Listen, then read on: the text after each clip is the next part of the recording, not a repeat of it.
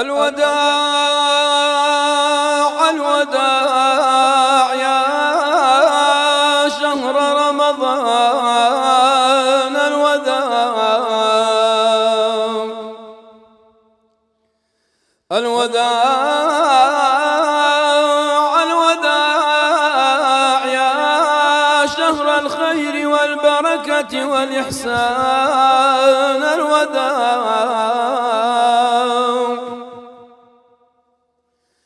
الوداع الوداع يا شهر التهليل والتسبيح والتراويح وتلاوة القرآن شهر رمضان الذي أنزل فيه القرآن هدى للناس وبينات من الهدى والفرقان اللهم يا حنان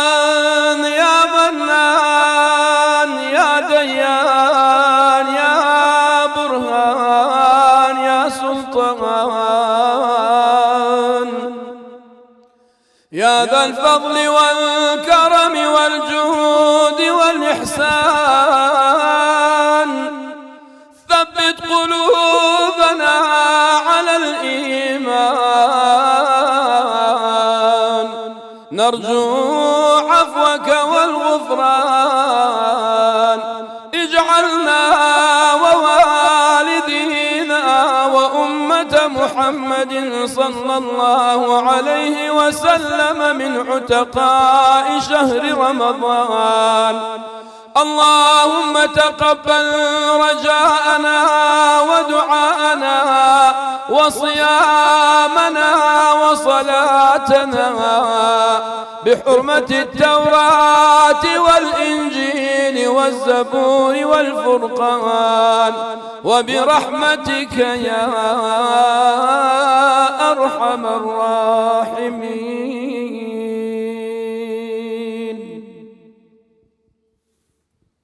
وي شلون خدش ترازي ما وسط رحمة التودي بابته دقيقة إن شاء الله يا ربي أفوتا قوتي هميت ميزانيا حسنات تداوت اللهم آمين لقيوش دست بيكا جلك خوش بيبدنجته بس همي قوا وداع وخاطر خواستن ندخوش نخوش بس يا جرينك أوا خدي إن شاء الله همي بصرمانا قبيل كده اللهم آمين الله قبولك بدي وخدي أمري بدت أم بمينين حتى ضمانك رمضاني إن شاء الله وزورترين رمضانيش قريبكين إن شاء الله بوي زورترين أجر بعداش بدست بينين لنعمة كانوا خوشي كان يا رمضان بهر وربين يعني اللهم آمين دوباره بخوشت بخير بيوا سباس عندك ما مستح أو دانت كرده وزارة شديدة خوزقا آخري وداعك ما نقول يكن زرك بس كده تسينا وكشواك أوزك أوزا دزاني بخوير راسه إن شاء الله خدش ترازيت ما وصلنا وزات اللهم آمين لزنا دبارة بخير بينه ما مستر يبارو ما مستر وانو السلام عليكم ورحمة الله عليك السلام ورحمة الله شوية كم ببيرته أهالي ربط زدي كرد راسم قلتم أو دس مع بيكت ببير دين موت سنزيد زودر والله أو النيوة ببيرش الدين مو أو باز الرجي كما أو عينا أو جاو هزودر هروا بيجا إيش الله خدي قبيلك نكهر وباز دروجة يعني ورث مشاكل يعني تمن أو تمناني مثلا زور زاري وها تمشى هندق يادگاری كون هي لو أنا كان لفيديو كان كتمشى دكيوا بخوش النازين شون تيبر وها بخير هاي بزوي سندين صال مثلا 10 سال 15 سال زور بخير هاي تيبرين سلاوي خواتان لێبێ بەڕێزان خۆشحاڵین کە لە پاشیوی 16 جارێکی دیکە لە کوردستان 24ەوە لە بەرنامی پاشیو لەگەڵەوەی خۆشەویستە بین لەگەڵ هاوکارم عزیز زۆر عزیز ژوان سلام هر محبة ديدنو بينما دو هميها فولو هميا إن شاء الله زيدكت إن شاء الله أفشافا جيت باشيفو يعني تو كيش كاتيني أنا شازدي أو لا إنيه تو باشيفو شازدي خودي حس كدي خدمته وكين وبابا تدخل أم دي أفشافا جي داس بيكين وخودي حس كت حتى أخير يجي خودي عمري بدت أم دي بيك بابين إن شاء الله يا جرينك أو أم بيك وخدمته كيبكين یا گرنگش همیه گرنگ ترجی و کی گله جرا ما مستعد آینی تین کو خودش همیا راضی بت راضین البرنامه سر هل بجارتنا تورا بابتا و رپیدان ما مستعد آینی کو او پیشنگن بوشرو وکرنا بابتا کو ام ایشلا هر ده حساب پیک و بین الدف آخف ند ما مستعد جب تایباتیجی کو بو مجلسه آموزگارینه و ام خیری جد بینیم و ام باشی جد بین ایشلا همیشه توصابن ایشلا هر ده توصابن و بابتت گرنگ إن شاء الله ده هر هو صابت ایشلا إن شاء الله طب تشكي بوديني بابا كذا تشلي اليوم قرأي ان شاء الله دير اصلا ده هر هو صابت در بجي مهوانه طيبت ميت هين ما شاء الله يكك كما تشي روش بابزانم زياتريش بون ما مستعين بخير بين جمهورك فوتوغرافر خود حس كدت ديال بخير بين يا قال قال بخير هاتن هذه بس ازمونا خو فوتوغرافيه كان وين كان يعني جركاندنا بشيك لو وين كان يعني ليرن ما يش كردوها دوای دەچین سرێکیان لێ دەدەین ان شاء الله گفتوگویان لەگەڵ دەکەین قسەیان لەگەڵ دەکەین لەبارەی ئەو هونەری فۆتۆگرافی کۆمەڵە گوێنەی زۆر جوان و سەرنجڕاکێش هەن دواتر دەچینە لە طيب بس الفيدامين لا فوتوغرافري نبج متى يبصني كتيب بس با هر کس اکتشت موبایل خوجی فوتوی جوان بگرد اگر یه شارع ضابط گرتنا فوتوی جوان جی نه شرطه لنزا کامیرا تگلک باش بود تکنیکا فوتو گرتنی او گرنگه مثلا تو پورتریت کی بگیری سروشتی بحكمي او تو زور يعني سناب دكي زور وفرق. مثلا موبا يعني رسم قرتني شد باشا نه والله يعني قال مثلا بيد ولا رسمك مقرب زواني نايقري نه بخوي حزم والله نازانم باورناكم باش نازان لا السناب فرق بس سناب هو ريكورد دك يلا باب الروا ان شاء الله يجم بخير حسابي عندك زاري وهي قصي على قبلك ذكري بس ان شاء الله خذ السر محسبنك ونيا افشبه باباتك قالك جرينج ما هي ما دجاره بحثا زواجي كر خدي شلوط ناف هم يادا زيدك ابيت حسبكن وخوش تفياتي حاجه كرنت نافوين هذا زيدك اخوا كريمه ما جارك بحث طلاق كري شلا رجاوي كاملة بت محبتنا وبين جنو ميرادا زيدا بت يعني اب بابا ميد بحث كريم بس فجأة بركب بتشينات نوف اركو مافيد جنو ميرال سريكو جنو ميرات شنيكا يانجي 10 سالم بيغوا يانجي 6 سالم بيغوا كوانا چه اركو ماف سركنه يانجي تیروانینا اسلامی بو پیوندی ها زواج یا چه وایب تایبتی جیت مالا که ده اوه پیگونه یلا تا پیاو بس دبی ایشی دریب که بس دانیشی لمال خدمتی بکری و خواردن بیت پیش او بیت پیشه زور بو چونکان او هر خدمتی پیاو بکری ای چون لبرامر ده خدمتی افراد بکریت خدمت کردن چیه خدمت کردن هر اوه مثلا نفقه پاره یا اندامین کردنی اشی پیوستکانی نو مالا یا خود پیدانی نازا خوشویستیه نقطة حتى دعاء تأخيري پیغمبر صلى الله عليه وسلم قال خزانة خويا چاوبي چاوا قلت يا صحابيات قال خزانتهم آخفنا كا جرينج پیغمبر صلى الله عليه وسلم يا قلتي الوقت برف وغريبة بشيء كو إدي وغير كدي وناف مدى بار كدي خاصة بحثي جنكو كي بو ظلم يعني أو شمية جرينج ترى چاوا أفجوات يا بحث كرن بام دست ببكينا بعد دست ببكين بميوانداري زور بريس مامستا علي تاهير بخيراتني لكن مامستا علي يا اخوة بخير بي بخير بي عليكم السلام ورحمة الله بخيراتي مامستا يا اخوة بخير بي مامستا وي هربجي قربان يا اخوة بخير بي رمضان الشد بيروس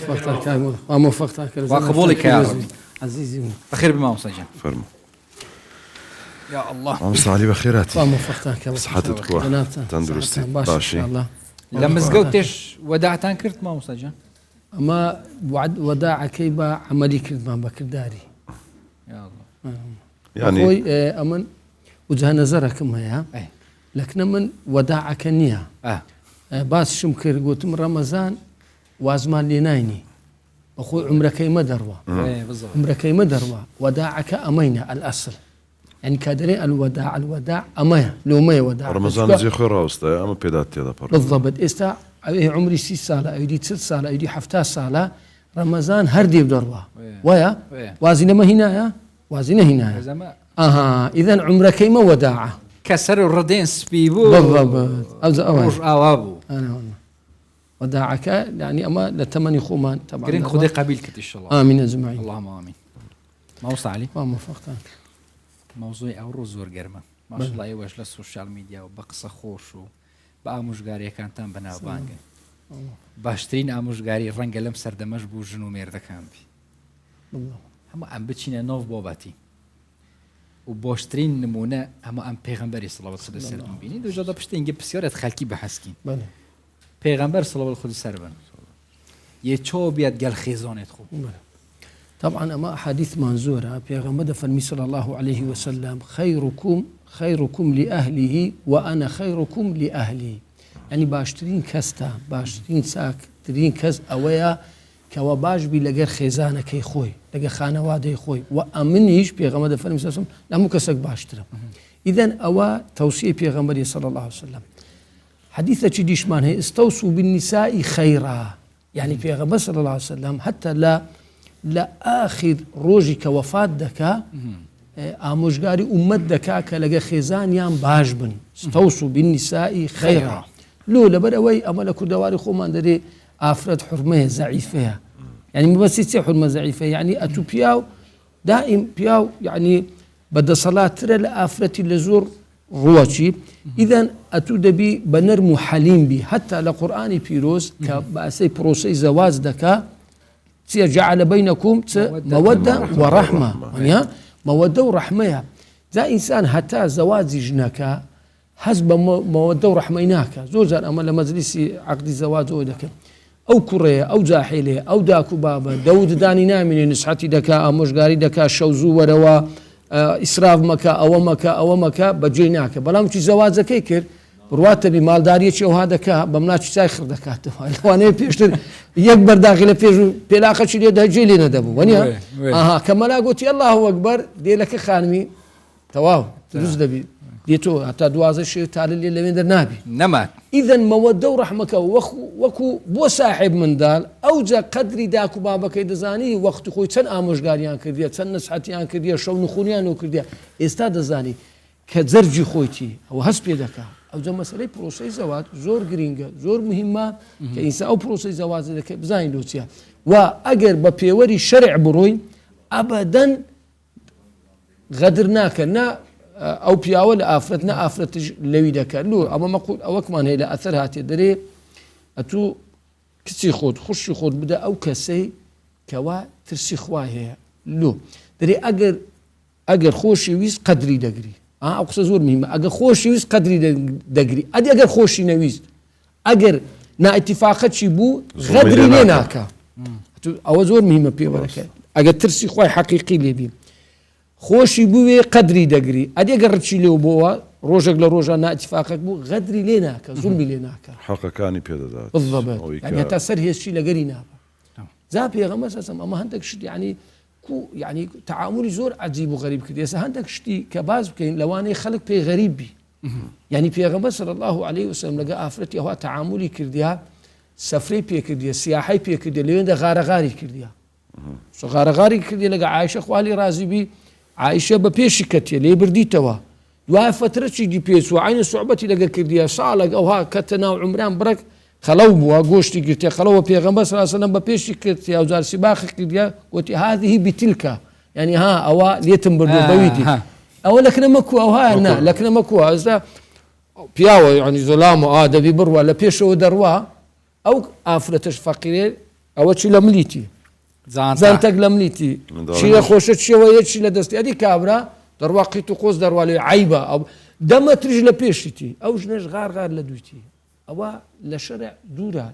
عادة تو دابونا لا دراسة بلام أوهانية لكاتك دا يعني جواني وحق بيدانك أو إيك هاوكار بي لقل خيزانك يعني نك بوشوية ببيشكوية توبي وابد كبياوتي لويا دزاني يعني قر ورده هر اتكاوش هر بيوندي بابتك معنوية لكم القيدر ودا زور زار باس لو ذكر لم زور بياوني كافرتان ببيش خويان ددن وانا جنتلمان يعني وكم لك تصرفها أديرة بلام ليرة بوتي دقوتري كا مونرما أمرا يعني نازانم تي يعني أو تيجيشنا لتشو هاتو أو تي پیغمبر صلى الله عليه وسلم يعني أجر بين أما خوي زلو لو باسب كر خوي أجر لقى بيوري الشرعي بروهم زانين يعني پیغمبر صلى الله عليه وسلم ملاتفة لقى عائشة خوالي رازي زوري كرديا يعني حتى أو برداغي مثلا كآيلي دخوان أو برداغ دەێ پێغەمبەر صلی الله عليه وسلم وەکو ئەوەی خۆشەویستێکی دەردەبڕ لە بۆ عائیشەی لە جێی دەوی عائیشەی ئەو ئاوەی دەخواردەوە لەوێن دەر دەیگوت لە چێن دەربزانم قومەکە لێدایە یعنی ئەوە قەزیەکی کو بابرین بە مستەلەحی لە ڕۆمانسی پێدرێن ها ێ باشە کابراوەی بکە چ دەدرێ حاشە لە پێغەمبەر سەرفیسە یەکە ئەوها بکە دەوە سەرژنانیە وایە یعنی پێغەمبەر سەسەم بە عائیشەی دەگو حومەیرا يعني كودري سورة ها يكوبري وحمو حديثي صحيحة يعني أتو أما نكهر بس أو هات يبقى تدو تيجي أو ها يعني أما زلام أو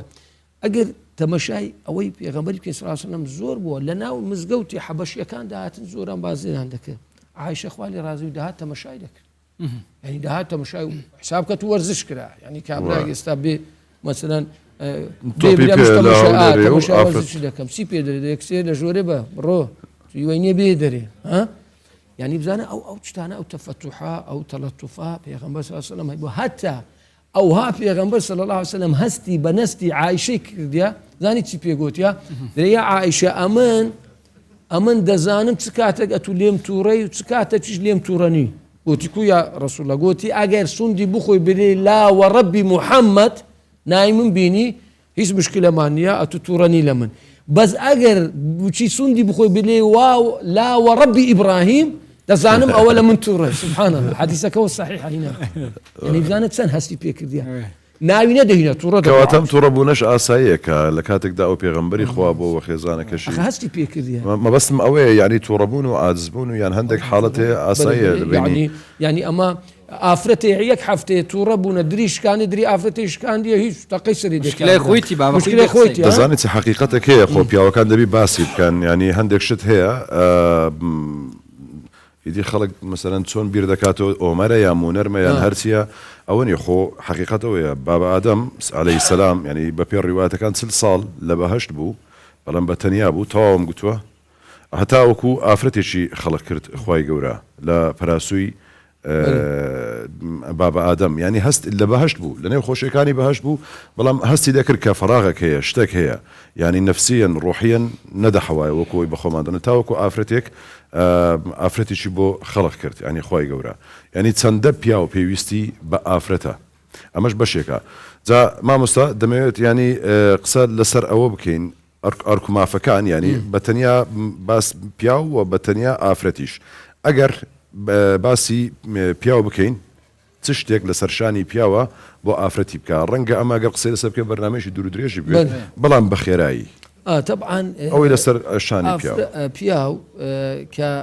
دەبی نەفەقەی ناحیەی مادیاتەکە و ئەوەی نەفەقەی بەخێوکردنی ئەو ئافرەتە دەبی بکە بەرێ دەبی ئەوە ڕێزی لێ بگری احترامی بگری و هەروەهاش دەبی تەئمینی حیاتی ئەو ئافرەتەی بکە بە قەدەر توانای خۆی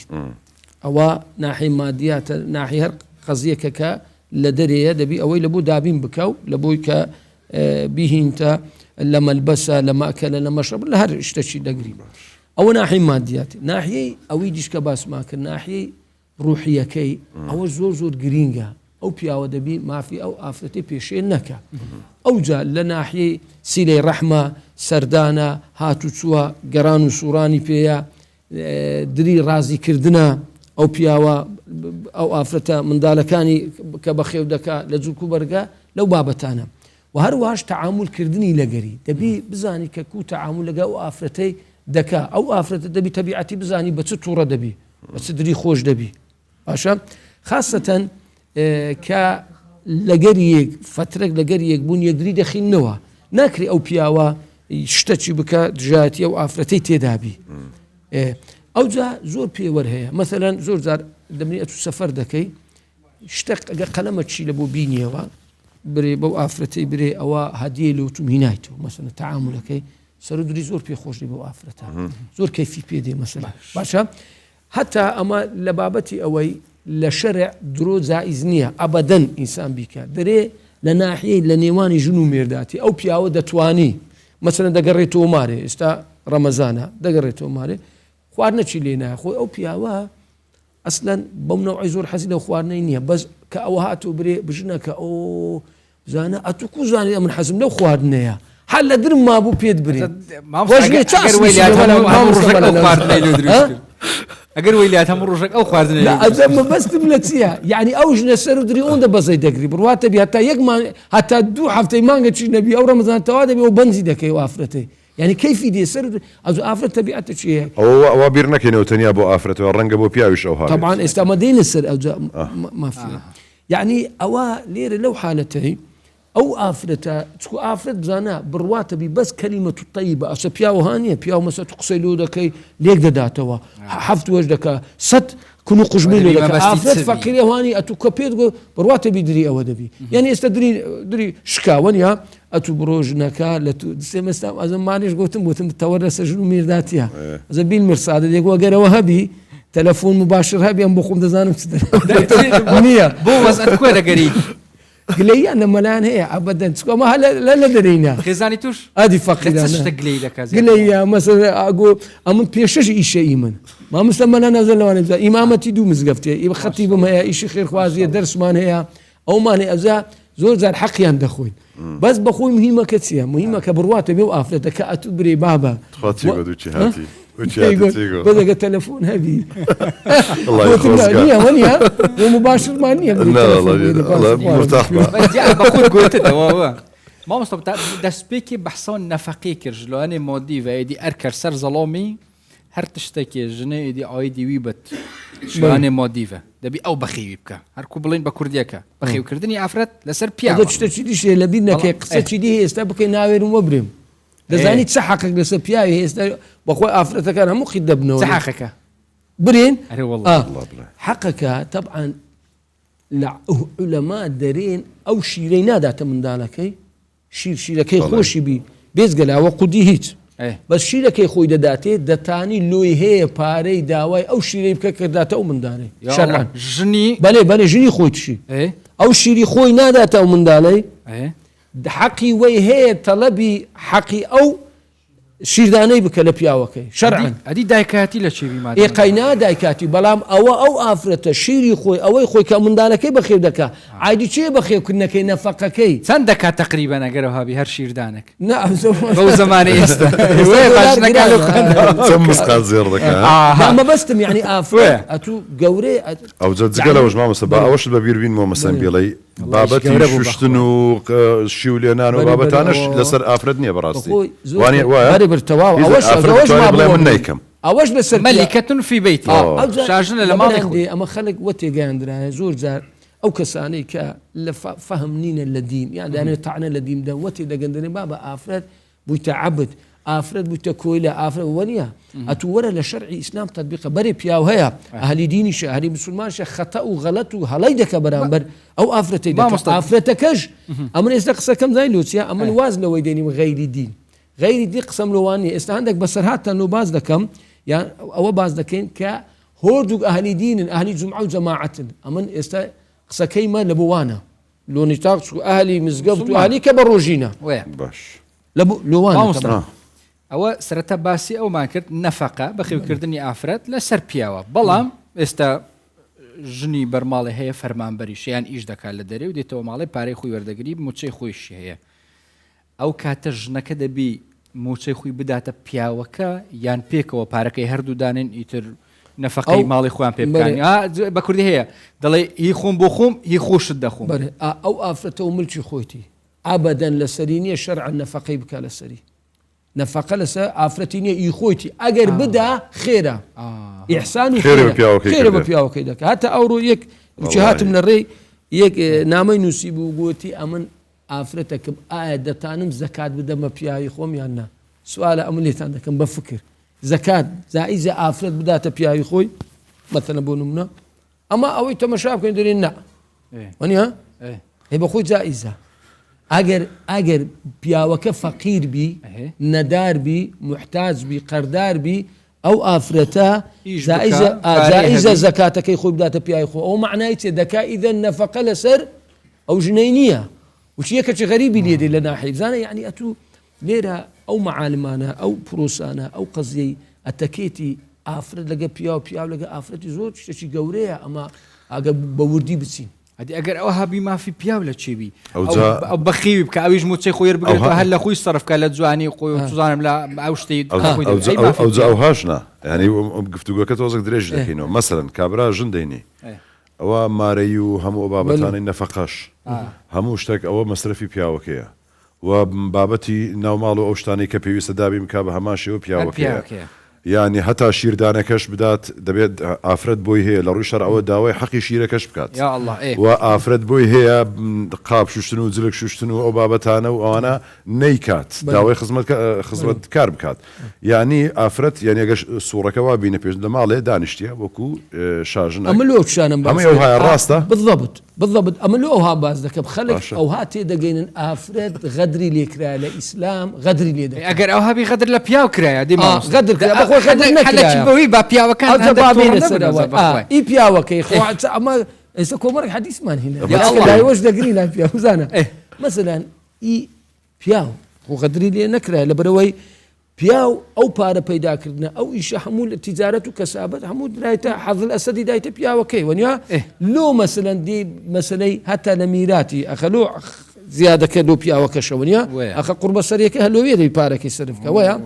زانە بياو بيغمد فرمي صلى الله عليه وسلم المرأة إذا صلت خمسها وصامت شهرها وأطاعت زوجها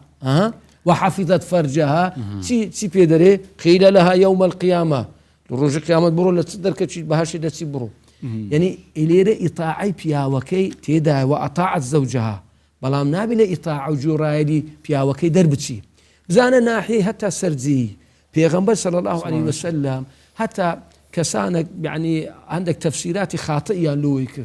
تقريبا فترة لوي بيشتر على أساس أو غدرك لما في أفرتي نا بيغمد فرمي صلى الله عليه وسلم أجر بياو دعوي سرزي لا خزاني خوي فأبت ببيع عذر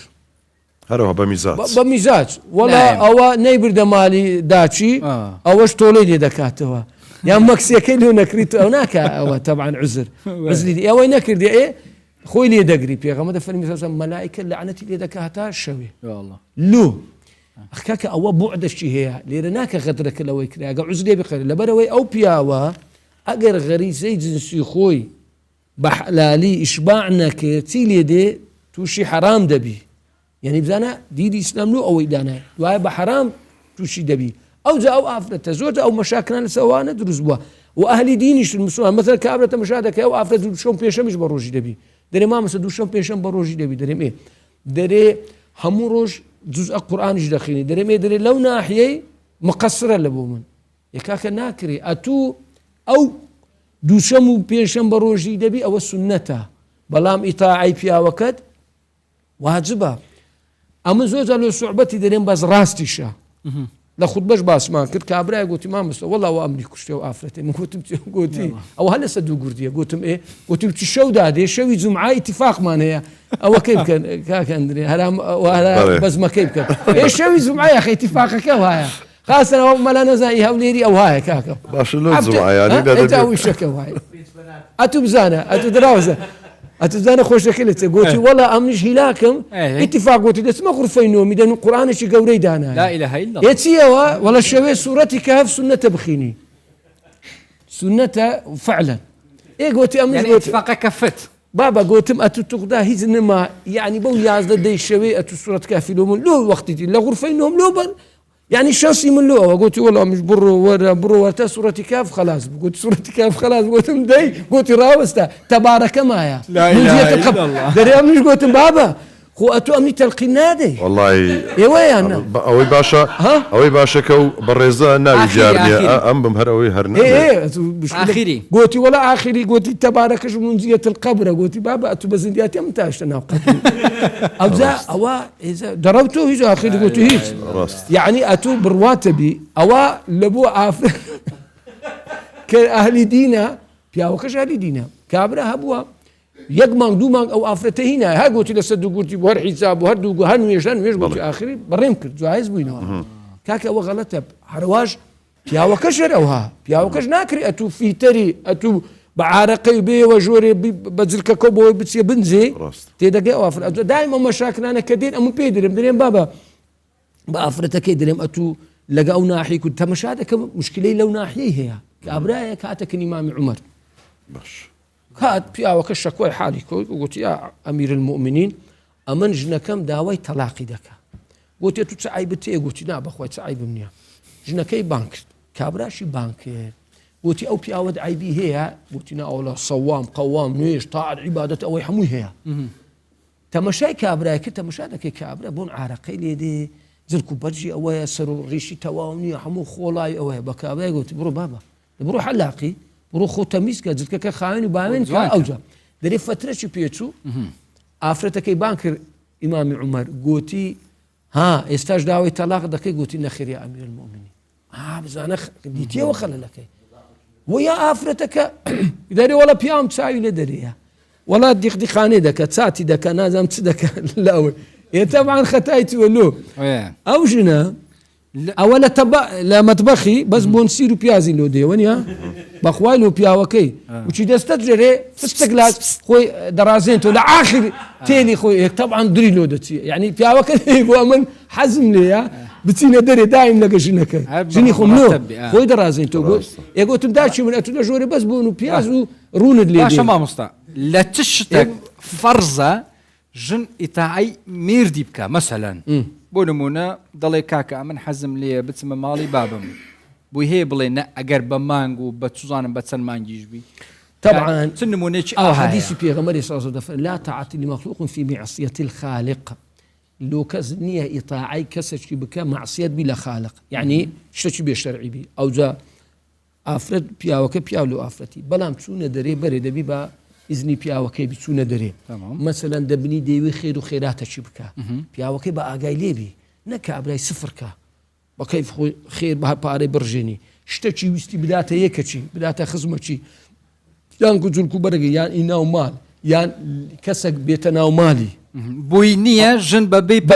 نابی سەفەرکردن نابی بەبێوی یاخود سەفەر دەکا ئەو جارە کەسێکی لەگەرە ئەوانە هەموو ارتباتە بەوەی کە ئیتاعی پیاوەکەی بکە إلا اللهم شتێک ناشەرعی بی ئەو وەختی نابی مەسەلەن بەجێ بکە ئەوانی دی هەموو دەبی بەجێ بکە پیاوەکەی بکە باسی سەفەرت کرد بابەتێکمان بیر هاتەوە ینی زۆر جاری وها پیاوەکە بۆ بازرگانیە یاخود بۆ خوێندنە دەچێت سەفەر دەکات دەچێتە وڵاتێکی دیکە چەند مانگێکی پێدەچێت باشە لەو حاڵەتەدا پیاوەکە داوا لە خێزانەکەی دەکات کە لەگەڵی بچێت ئەویش لەگەڵی بچێت ئەگەر لەگەڵی نەچوو ئافرەتەکە ئەو کابرایە ئەو پیاوە ئەو کاتە چ حەقێکی دەکەوێتە سەر ئەن دەکەوێتە سەر ئافرەتەکەش طبعا ئەگەر ئەو ئافرەتەکەش گوناحبار دەبێت ئەگەر وەقتێکی زۆر بخانی زۆر بی مەسەلەن 6 مانگ 6 مانگ طبعا زۆرە ئەو ئافرەتە ئەگەر بەبێ عوزر نەچوو لەگەری ئەوە ئەمری پیاوەکەی شکانێ گوناحبارەوە شەرعاً گوناحبارە و گوناحی گەورەشە لەبەر ئەوەی ڕووی شەرعیشەوە دەتوانێت تەلاقی بدات نا تەلاقەکەی ناکرد تەلاقی بدا بری یعنی ئەتوو بڕۆ ئەوە تەلاق دەمچێت لەگەرەوەی لۆم لەگەر من نەهاتی نا خۆی دەتانی کابرایەکە ئیشەکەی بکە ئەوە کە لەدەستەویە بەڵام ئەتوو لێرە بەس لە بەس سەبەبەشی ئەوها ناکرێ ئەتوو شیرازەی خێزانەکەی تێک بدەیت مثلا بەڵام گوناحبارە ویستی شوێنەکەی بگوازێتەوە ئەم پیاوە ینی ویستێتە وڵاتێکی دیکە ئەمەژە لایەکی دیکە طبعاً دەبی ئەو ئافرەتە لەگەری بچی ئەگە محاولە دەکە 6 مانگ پاش 6 مانگ ئەوە هەر نەهات حەقی خۆی هەیە بەرێ طبعاً لەبەر ئەوەی لێرە ئەوەی پرۆسەی زەواجی ئەو ئافرەت و ئەو پیاوە و ئافرەتە لە بۆچی کە لەگەری نەبی معیشەت و زەواج نەکە طبعاً توانی جواز بی تۆ پیاو بووی هەیە بە خێزانی خۆی بڵێ هەتا ئەگەر فەرمانبەریش بی بڵێ کاکە لەمە دووە ئەو چ کاکێ بەدەوە مەگەر تێژن و مێردن کاکەی بڵێ ئەمن حەزم لێ نییە ئیش بکەی حەز ناکەم بچیا دەری حەزم لێ ژنی بەرماڵێ بی منداڵەکانمان بەخێ بکەین پێکەوە ئەمن دەچم ئیش دەکەم بۆت نییە بچێ دەری ئیش بکەی هەتا فەرمانبەریش بی ئیستیقالەی بدەوتەوە دەتانی اتفاقیەوە بەری ئادەتانی پیا ئاچتەکی ناشەرعیش نییەوە پیاو دەتوانی ئەو تەڵەبەی بکە کە مادەم دەتانی نەفەقەی بکە چکو گوتمان نەفەقە و قیوامە لە دەستچێ لە دەست پیاویە مادەم بە خێوی دەکا مادەم ئەوەی لە بۆ دابین دەکا بەری ئاهلوی ئەگەر ئافرەتەکە ڕازی نەبوو گوتی من دەمەوێت ئیش بکەم و توانام هەیە و دەتوانم ئیشی خۆم بکەم و حاڵەتە ئەو کاتە چ دەبێت ئەو کاتە چ دەبی طبعاً ئەتو لێرە ئەمری مێردەکەی شکاندووە دەمێنێتەوە ئەی طبعاً قسەکەی شکاندیە بەس دەمێنێت و سەر مێردەکەی ئەو لە نەتیجەکەی کو تەفاهم لەگەری دەکا طبعا لێرە ینی ژنەکە گوناحبار دەبێت ئەگەر لەوەیاندا بە قسەی پیاوە بەێ ئەگەر طبعا قسەی پیاوەکەی شکاندە ئەی قسەکەشی ناشەرعی نیە پیاوەکە قسەی ناشەرعی نییە قسەی ناشەرعی نەکردیا تا برێ مەسەلە ئەو بە قسەی ناکەیان بەجێ ناکە ئەم گوێ خۆ بدینە مامۆستا نەزان مادام هین برادرێت ئێکنژی تەمانێک پێکەوە بووینە با سرودە چی خۆش پێشکەشکە دیسان مەوزوعی گەرمتر دەبیش بەس ئەو جارەقی چووکەک پشتی پیاوان بگرین ئێستا قسەی پیامان نەکرد بەجێ پیامان گرت وابزان لە سوورەت کەهفەکەی پشتی پیاوی ئەو ماوەهر ئەوە ئەو هەمومان شکانە دی فەقیر والله وەیە فەرموو يا الله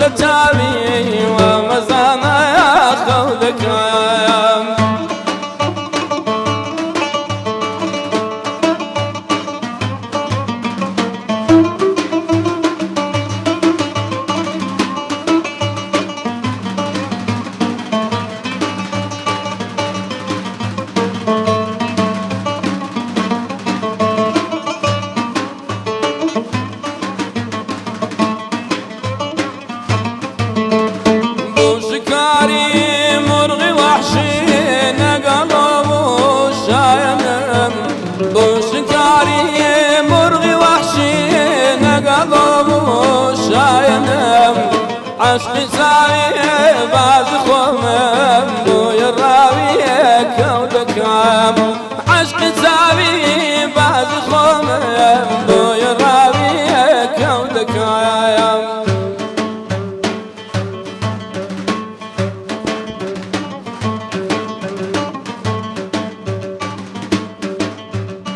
سدري شمدلي بفراد بيتا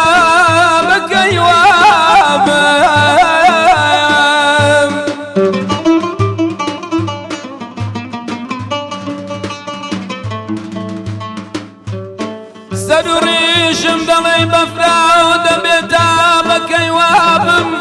خيالات مكو جراء واندبو بر الله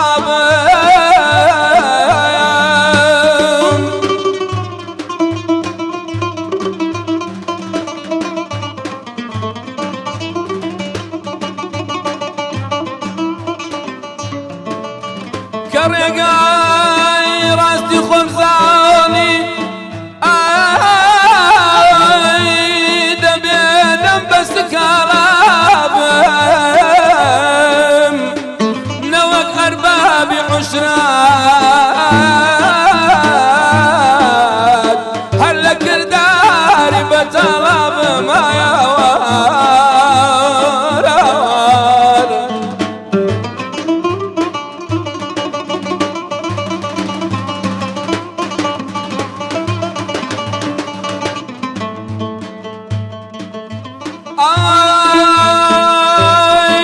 أواسر وريشم تكراس في بور وكولوكا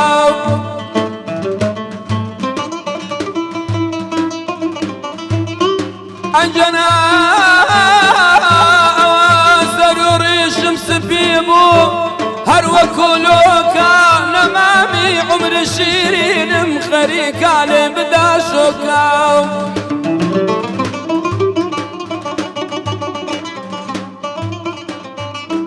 أنجناك سوى نفس بيدين كسوى نفس بيدين خريكا لمداشكا تمايوا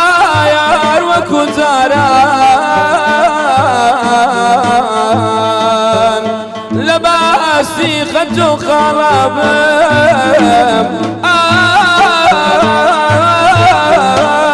يا مان لو دمارا يا ما بفرسان ودمارا يا مين ما لو دمارا يا ما بفرسان ودمارا يا مين ما تارجي دردم كان خالد بودك يا تارجي دردم كان خالد بودك يا رخم لي عزيز ابويا حزل مرجينا ودكام يا رخم لي عزيز ابويا حزل مرجينا ودكام شوق بوشم لتابي ومزانا خودك شوق بوشم لتابي ومزانا خودك ان شاء الله خودش ترازي سلام الدنيا وي خوا خير بن وسع دەستە كانت وي هربش خوش يا دستت خوش وي هربش ماندينا به بابا قرينا وسر بابتي خمان ومستا يا الله يا الله بس بيدكني استشهدوا بهاتو لو طبعا ليرة يعني سبحان الله بزانا في غنبر صلى الله عليه وسلم دفرمي روجك بعائشة يقول يا عائشة جبريل عليه السلام سلام ليدك حديثكش صحيحة يعني بزانا أو عظمته أو قوري حديثك يبلغ حديثك بزانا دفرمي كبيغمبر صلى الله عليه وسلم دري يا عائشة هذا جبريل يقرأ عليك السلام يعني بزانا أو قورو يعني عظمتي قوري بيجي آفرت حتى بيغمبر صلى الله عليه وسلم روجك لروجان فاطمة هاتي خوي داعي هستا ولا بري يعني أملو يستزياتر أقد بين تمشاكين ستا حفتا أملو لا آفرتي تشوينها تقريبا بابي لبرت تسكو هيرشتي هزمتي زور شرس هي زور تند هي لسروي باعتبار آفرت بيجي لإسلام كم بيتوا كم بيتوا بلام يستمشى أو أحاديث أنا ذاكين كهمو بيجي آفرت تنبرز كردية عيني إسلامي بيروس ولا خودي بيغمبري صلى الله عليه وسلم بلام ناكوت شرهبوا استشتشي باز ذاكين لواني بيتان عجيب وغريب بيغمبر صلى الله عليه وسلم يجمانجي رباق توربوا لخزانة كان إخوان همو بدزياني هيش بيستنو روجي ريك أدو بها باشن يعني إذن معناه وتي يعني إذن وكو جناب دميري قلت ناخوشي هربوها لبيني جنو مير ناخوشي هدبي ناخوشي بوا لنيواني بيغمبر صلى الله عليه وسلم لقى خزانة كانشي بلام دعاء هاتينو وكنيتش أدو دائم أجر أمو ببيوري الشرع برويد الشرع هموش تشي باس كده زانا بيغمبر صلى الله عليه وسلم دفرمي بحثي صحابة كان عندك الصدقة خير كردن باش أجر كابرايك فقير بو هيتي نبو زو بيكينا كم نوي بو هيتي نيا أو كابرايك صدقة يبكى بيغمبر فرمي وفي بضع أحدكم صدقة قلت بروك خزاني خود جماعي لقدك شهوته آرزو خوته تيدك خير لبوها صحابة كان بيكينا قلت يا رسول الله أيأتينا أحدنا شهوته وله صدقة يا اخو شهوتي خو او كو صدقه خير ما لو بدنسي وجنكش همان خير يعني همان خيره هما ده يبني همان خيره قلنا دو راج عاسيده بن الدوانيه انا همان خير بتريشا زي تريشا بيغمبر فرمي افإن وضعها في الحرام قلت ادي قبل حرام بك جناحي ناقاتي قالوا بلى يا رسول الله قلت او ما دام حلال خير دقاتي لقمه دبا دفرمي أو لقمة دي خزاني خود ولك صدقة أدي بعكس كي باسكين بياوج هي مثلا رنقة بتسن حفته هرنسته ولا خزاني أو سؤال خزانة كشخوانة كتوشي حرامي وقناح ببي أي ليرة قناحي بياوكا تسن نفسي شتا بياوكا نفسي شتا مثلا أو آفرتا داواي ليدكا أو آفرتا رويناداتا أو آفرتي إهمالي دكا غريزي خوي للايديو دكا أو همو قناح بارا طبعا أبو بياو هي دي ولا ما مثل آفرتكا ملاملة دریم باشه یک سوال لیم کم دریم اتو چی دستیو ماره کو دری کس قسم لگنا که ادی کو دریم لگا فیسبوک و انا کو چاتو ماتو سناب او لا املا كوا دري والله امان حتى 2 ساعات دري طبعا ئەتو پشت لە ئافرەتەکەی کردیە مستەبا میێوان هەبووە عەفوەن میێوان هەبووە خێزانەکەی گوتیتی وەڵڵاهی میێوانەکەم ڕۆیە ئەو پیاوە ئاگای لێ نەبوو میێوان هاتیە ڕۆیە ئامستا ئافرەت و پیاوی با بڵێنەوە ژن و مێرد هەیە لە ماڵێکدا ینی لە هیچ ئەو شتانیان کەم و کوڕیانە لە پێ جێبەجێکردنیە و بابەتانی کە پەیوەندە بەناو ماڵەوە بۆی وا بکات کە پیاوەکە تووڕە بێت ئافرەتەکەی خۆشبیەوە پیاوەکەش لە کۆمەڵێک حەق و حقوقات کێشەی نییە کەوا بکات ئافرەتەکە لێ تووڕە بێت بەڵام لێرە بابەتێکی دیکەیە هەندێک کەسێ ڕەنگە زۆری نەشوا بن ورد بن هەستیار بن لە بەتایبەتی لە بینی ژن و مێرد لە بینی دوو خۆشەویستدا هەست زۆر گرنگی پێدەدرێت هەندێک حاڵەت هەیە ینی ئەو کۆمەڵێک ڕەفتار هەیە وا دەکات کە هەست دروست نەبێت ئەمانە چی بکەن ئەم ژن و مێردانە چی بکەن ینی چی بکات ژنەکە بەوەی هەستی پیاوەکە بەلای خۆیدا ڕابکێشێت یاخود پیاوەکە چی بکات تاوەکو هەستی ئافرەتەکە خێزانەکەی بەلای خۆیدا ڕابکێشێت طبعا ئەوە زۆر مهمە ئەو بابەتە ئێستا تازەم ئەو حەدیثانەوە باس کە پێزەک و هەست و نستی خێزانەکانی خۆی یعنی ئەوە کردیە یعنی ئەو شتانەی لە بەرچای خۆی گرتیا طبعا زۆر مهمە ئەمن شتەکەم باس کردیات ئەو پیاوە هەستیەگە و بیوێ ئەو ئافرەتی لە خۆراکیشی کە دێتەوە یعنی خواردنەکەی ئەوەکەی زۆر حەزم لێ بوو لەو خواردنە لەوەوە ئەوە دری پێخۆش دەبی ئەو ئافرەتە دری پێخۆش دەبی کە دێتەوە ئەو پیاوە ئاوادەری پیاوەکە کە لە دەرێ دێتەوە شتەچی لە بۆ بینی باشە یان کە هاتی تۆ دەبنی زۆر ئافرەتە خەمیسەچی لە بۆ کڕیەوە نیە بری چەند جوانە کو زانانی ئەتو کەیفم بەو ڕەنگەی دێ ئەمن لەو فترەی بە تەمام کە شەشۆکە بزانە بە قسە بە گفتوگو خاستەن ئافرەت بە قسە و بە گفتوگو زۆر مهمە زۆر گرنگە ئەوە ئەتو کە دوو ئەو قسەت کرد ئەو ئافرەتە هەستی لۆتو دێتە پێش دەجوولێ وەخاستەن ئەو پیاوە دەبنی مەسەرەن لە دەرێ هەدیەک دەینی شتێک دەینی لە بۆ ئەو ئافرەتە یان خواردنەک دەخوا مەسەرەوەنیە خواردنەی لەگە خۆی بینتەوە یعنی زۆر وەسائل هەیە زۆر ئەو بابەتە دووسەرەیە ینی ئیوا هەیە دیاری دەکڕێت بۆ خێزانەکەی دەهێنێتەوە دڵێ ئەوە چێ ئیفلانی ئەو هاتر بۆواتر ینی بەتەنێ مەسەرەن بەرامبەر ئافرەتەکە مقابلی ئافرەتەکە کو هەستی ئەو پیاوەی ڕاکێشی طبعا ئەو پیاوە مەسەلەن لە سەفەرێ بووە کە دێتەوە پیاوەکە ئەو هەولێرە ئەو سلێمانی ئەو دووەکە لە پێچاوم تاریک بوو ئەو ماڵە هەر دەرێ ئاشی ئاوی لێ بڕا ینی ها چە قسەک دەکە ئەو پیاوە یعنی هەموو ماندیبوونەکەشی دەڕوە طبعا نقطەی زۆر مهمەیە پیاو ئەگەر لە دەرێ چەند ماندی بی چەند خەمی هەبی چەند مشکلی هەبی کە هاتە ناو ماڵ ئەو ئافرەتە استیقبالەکی چاچی کرد ئەو ئافرەتە خواردنەکی چاچی لە بۆ هینا ئەو ئافرەتە دوو قسەی خۆش کرد بڕواتەبی ئەو هەموو خەمەی هەموو دەڕوە پێچەوانەوە لە دەرێ هەزار مشکلی هەبی لە مالێک مشکلێک گچکەبی مشکلەکەی دەرە خۆش باسی خواردنێت مەسان ئێستا کرد هەیە مێر دەکات دوایەوە چەند ساڵێکی هەر خواردن دروست ناکە هەر بە مێری دەڵێ کە هاتێ وەڵای خواردنەکە دەستی خۆت بینە دلیڤەری بینە ئەرکە لەسەر ژنەکەی مادەم تەوا بوونە ماڵک و خواردنی دروستکەیان بووی هەیە مەسەلەن هەموو کات داوای خواردن بکە بە دلیڤەری ئەوە طبعا بزانە ئەمن هەیە دەرێ مامۆستا وەڵڵاهی ئەمە لە سفرە ئەو عائیلەیە لەسەر سفرەی نینە ئەدی کاکە چیە ئەمن مۆزەفم ژنەکەشم مۆزەفە ئێ باشە دەرێ یەکدری بە تەواویش نابینی سوبەینا زوو دەڕوە ئەم سوبەینان دەڕوم کە دێنەوە ئەو لە فەو لەوێ ئەوە دەکات دەرێ لەسەر یەک سفرەی دانانیشتنەمە ئیحتیمالە یەک جەم ئەگە دابنیشیان دانەنیشتن ئەو لەسەری ئەو لە خوارێ مندارەکان لەدرێ یعنی بزانە ئەوە تەلاحوم نابی ارتباط لەوەی تێک دەچی زۆر مهمە لە سفرە ئەتو لە هەموو کاتێک خڕبیەوە ئەوەش دەمێنێتەوە سەر چ دەمێنێتەوە سەر ئەو داکە ئەو بابەیە ئەو پیاوە ئەو ئافرەتە ئێستا مەسەلەی ڕێژەی تەلاق کە زۆر بووە یعنی ئەوە ئیحسا و ئەوانەشم هەندێکی نایە مەسەلەن سەبەبەکەی چییە زۆری تەعاملی نادروست بە تایبەتی سۆشیال میدیا 180 لە ڕێگوتم 170 پێز بەو برای کە هاتم نەگەری ئەوەکەی ساخی بەس ئێستا قەناعەتم هات 80 زیاتر بی زیاتر ڕێژەی تەلاق کە دروست بۆ جیاوازتر لەسەر مەسەلەی سۆشیال میدیایە دروست یعنی بزانە لە تەلەڤیزیۆنیان لە ئەوەی تەمەشا دەکە ئەو پیاوە بەس ئەوەندەی گوتیە ئەو کچە چەند جوان بووە ئەوە مشکلە دروست بوو هەدی یان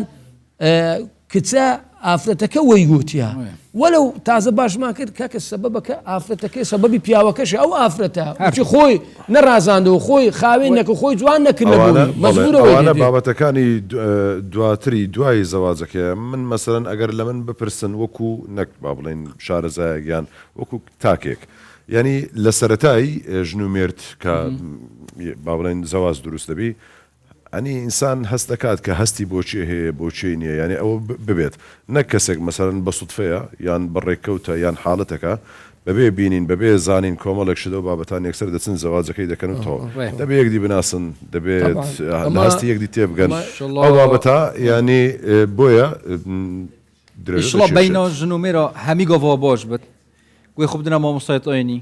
ئەخفنا خێری بوو بێتە گوتن و ئیشڵا خودی شەڕازێتمان يعني حتى إحصائك أو إحصائي دري لكردستان عام 62 نيو ريجي طلاق استا لكردستان 16 يعني لبنزاي بسر كتيا كتمشاج لك زوري أسباب كان لمحاكم كان مسألة سوشيال ميديا جوش رحمة التودي بابته وخذ سلامتك بخير بنوس يا ربي شلون جماعات صحتك ما مستنى وزاجي سباس عندك أم جارت بيشكش ذاك ولا قصيدة شيخ يا الله دفروا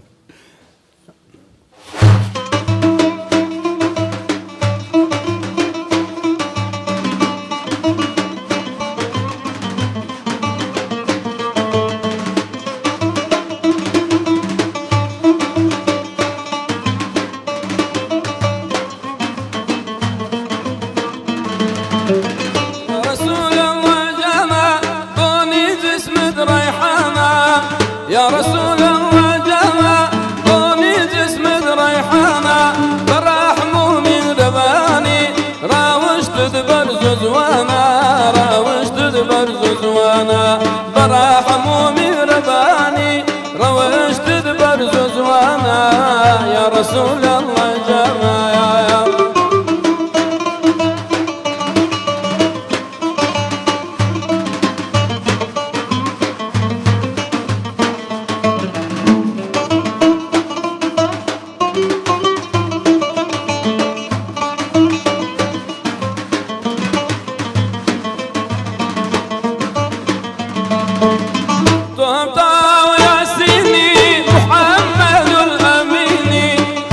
طاب ياسيني محمد الأميني سرداري وزميني تقد أعلى جنانا تقد أعلى جنانا سرداري وزميني تقد أعلى جنانا يا رسول الله جنانا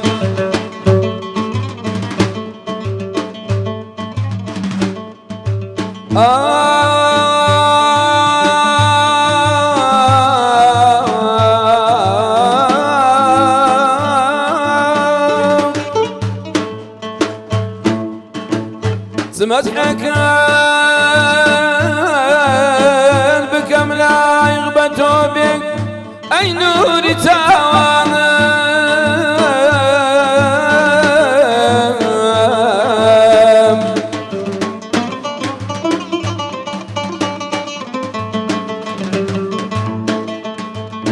مدحك بكم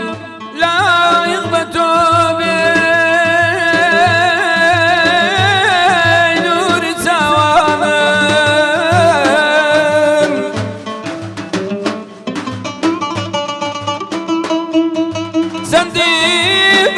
اشتاك موهر خوب بقزار زانم يا رسول الله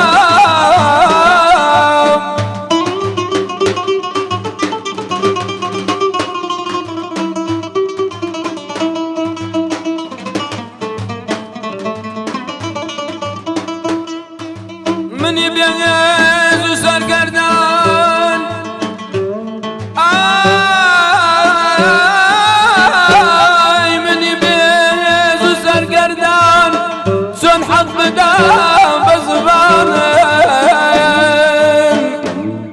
بكى وصفي قوريت قربان بيد الجان ما يا ورا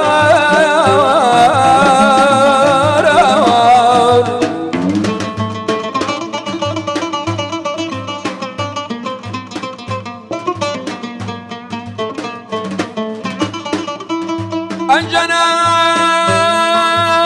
أخوة وصفي كردي بقربايا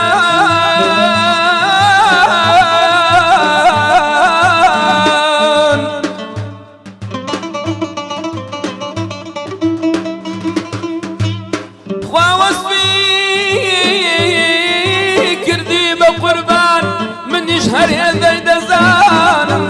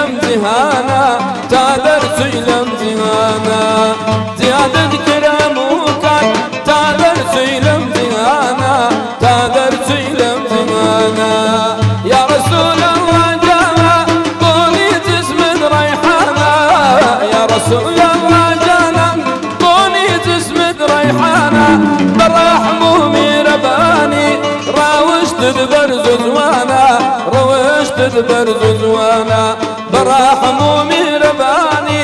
روشت برز زوانا روشت برز زوانا.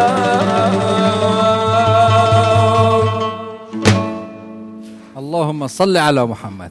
على سيدنا محمد. اللهم صل على محمد. ما عندنا ايش بني الله أخوة. خدش ترى سلامة الله. يا ربي دستان خوش. ابدا قهر بمينت يا ربي. سلامة يا ربي.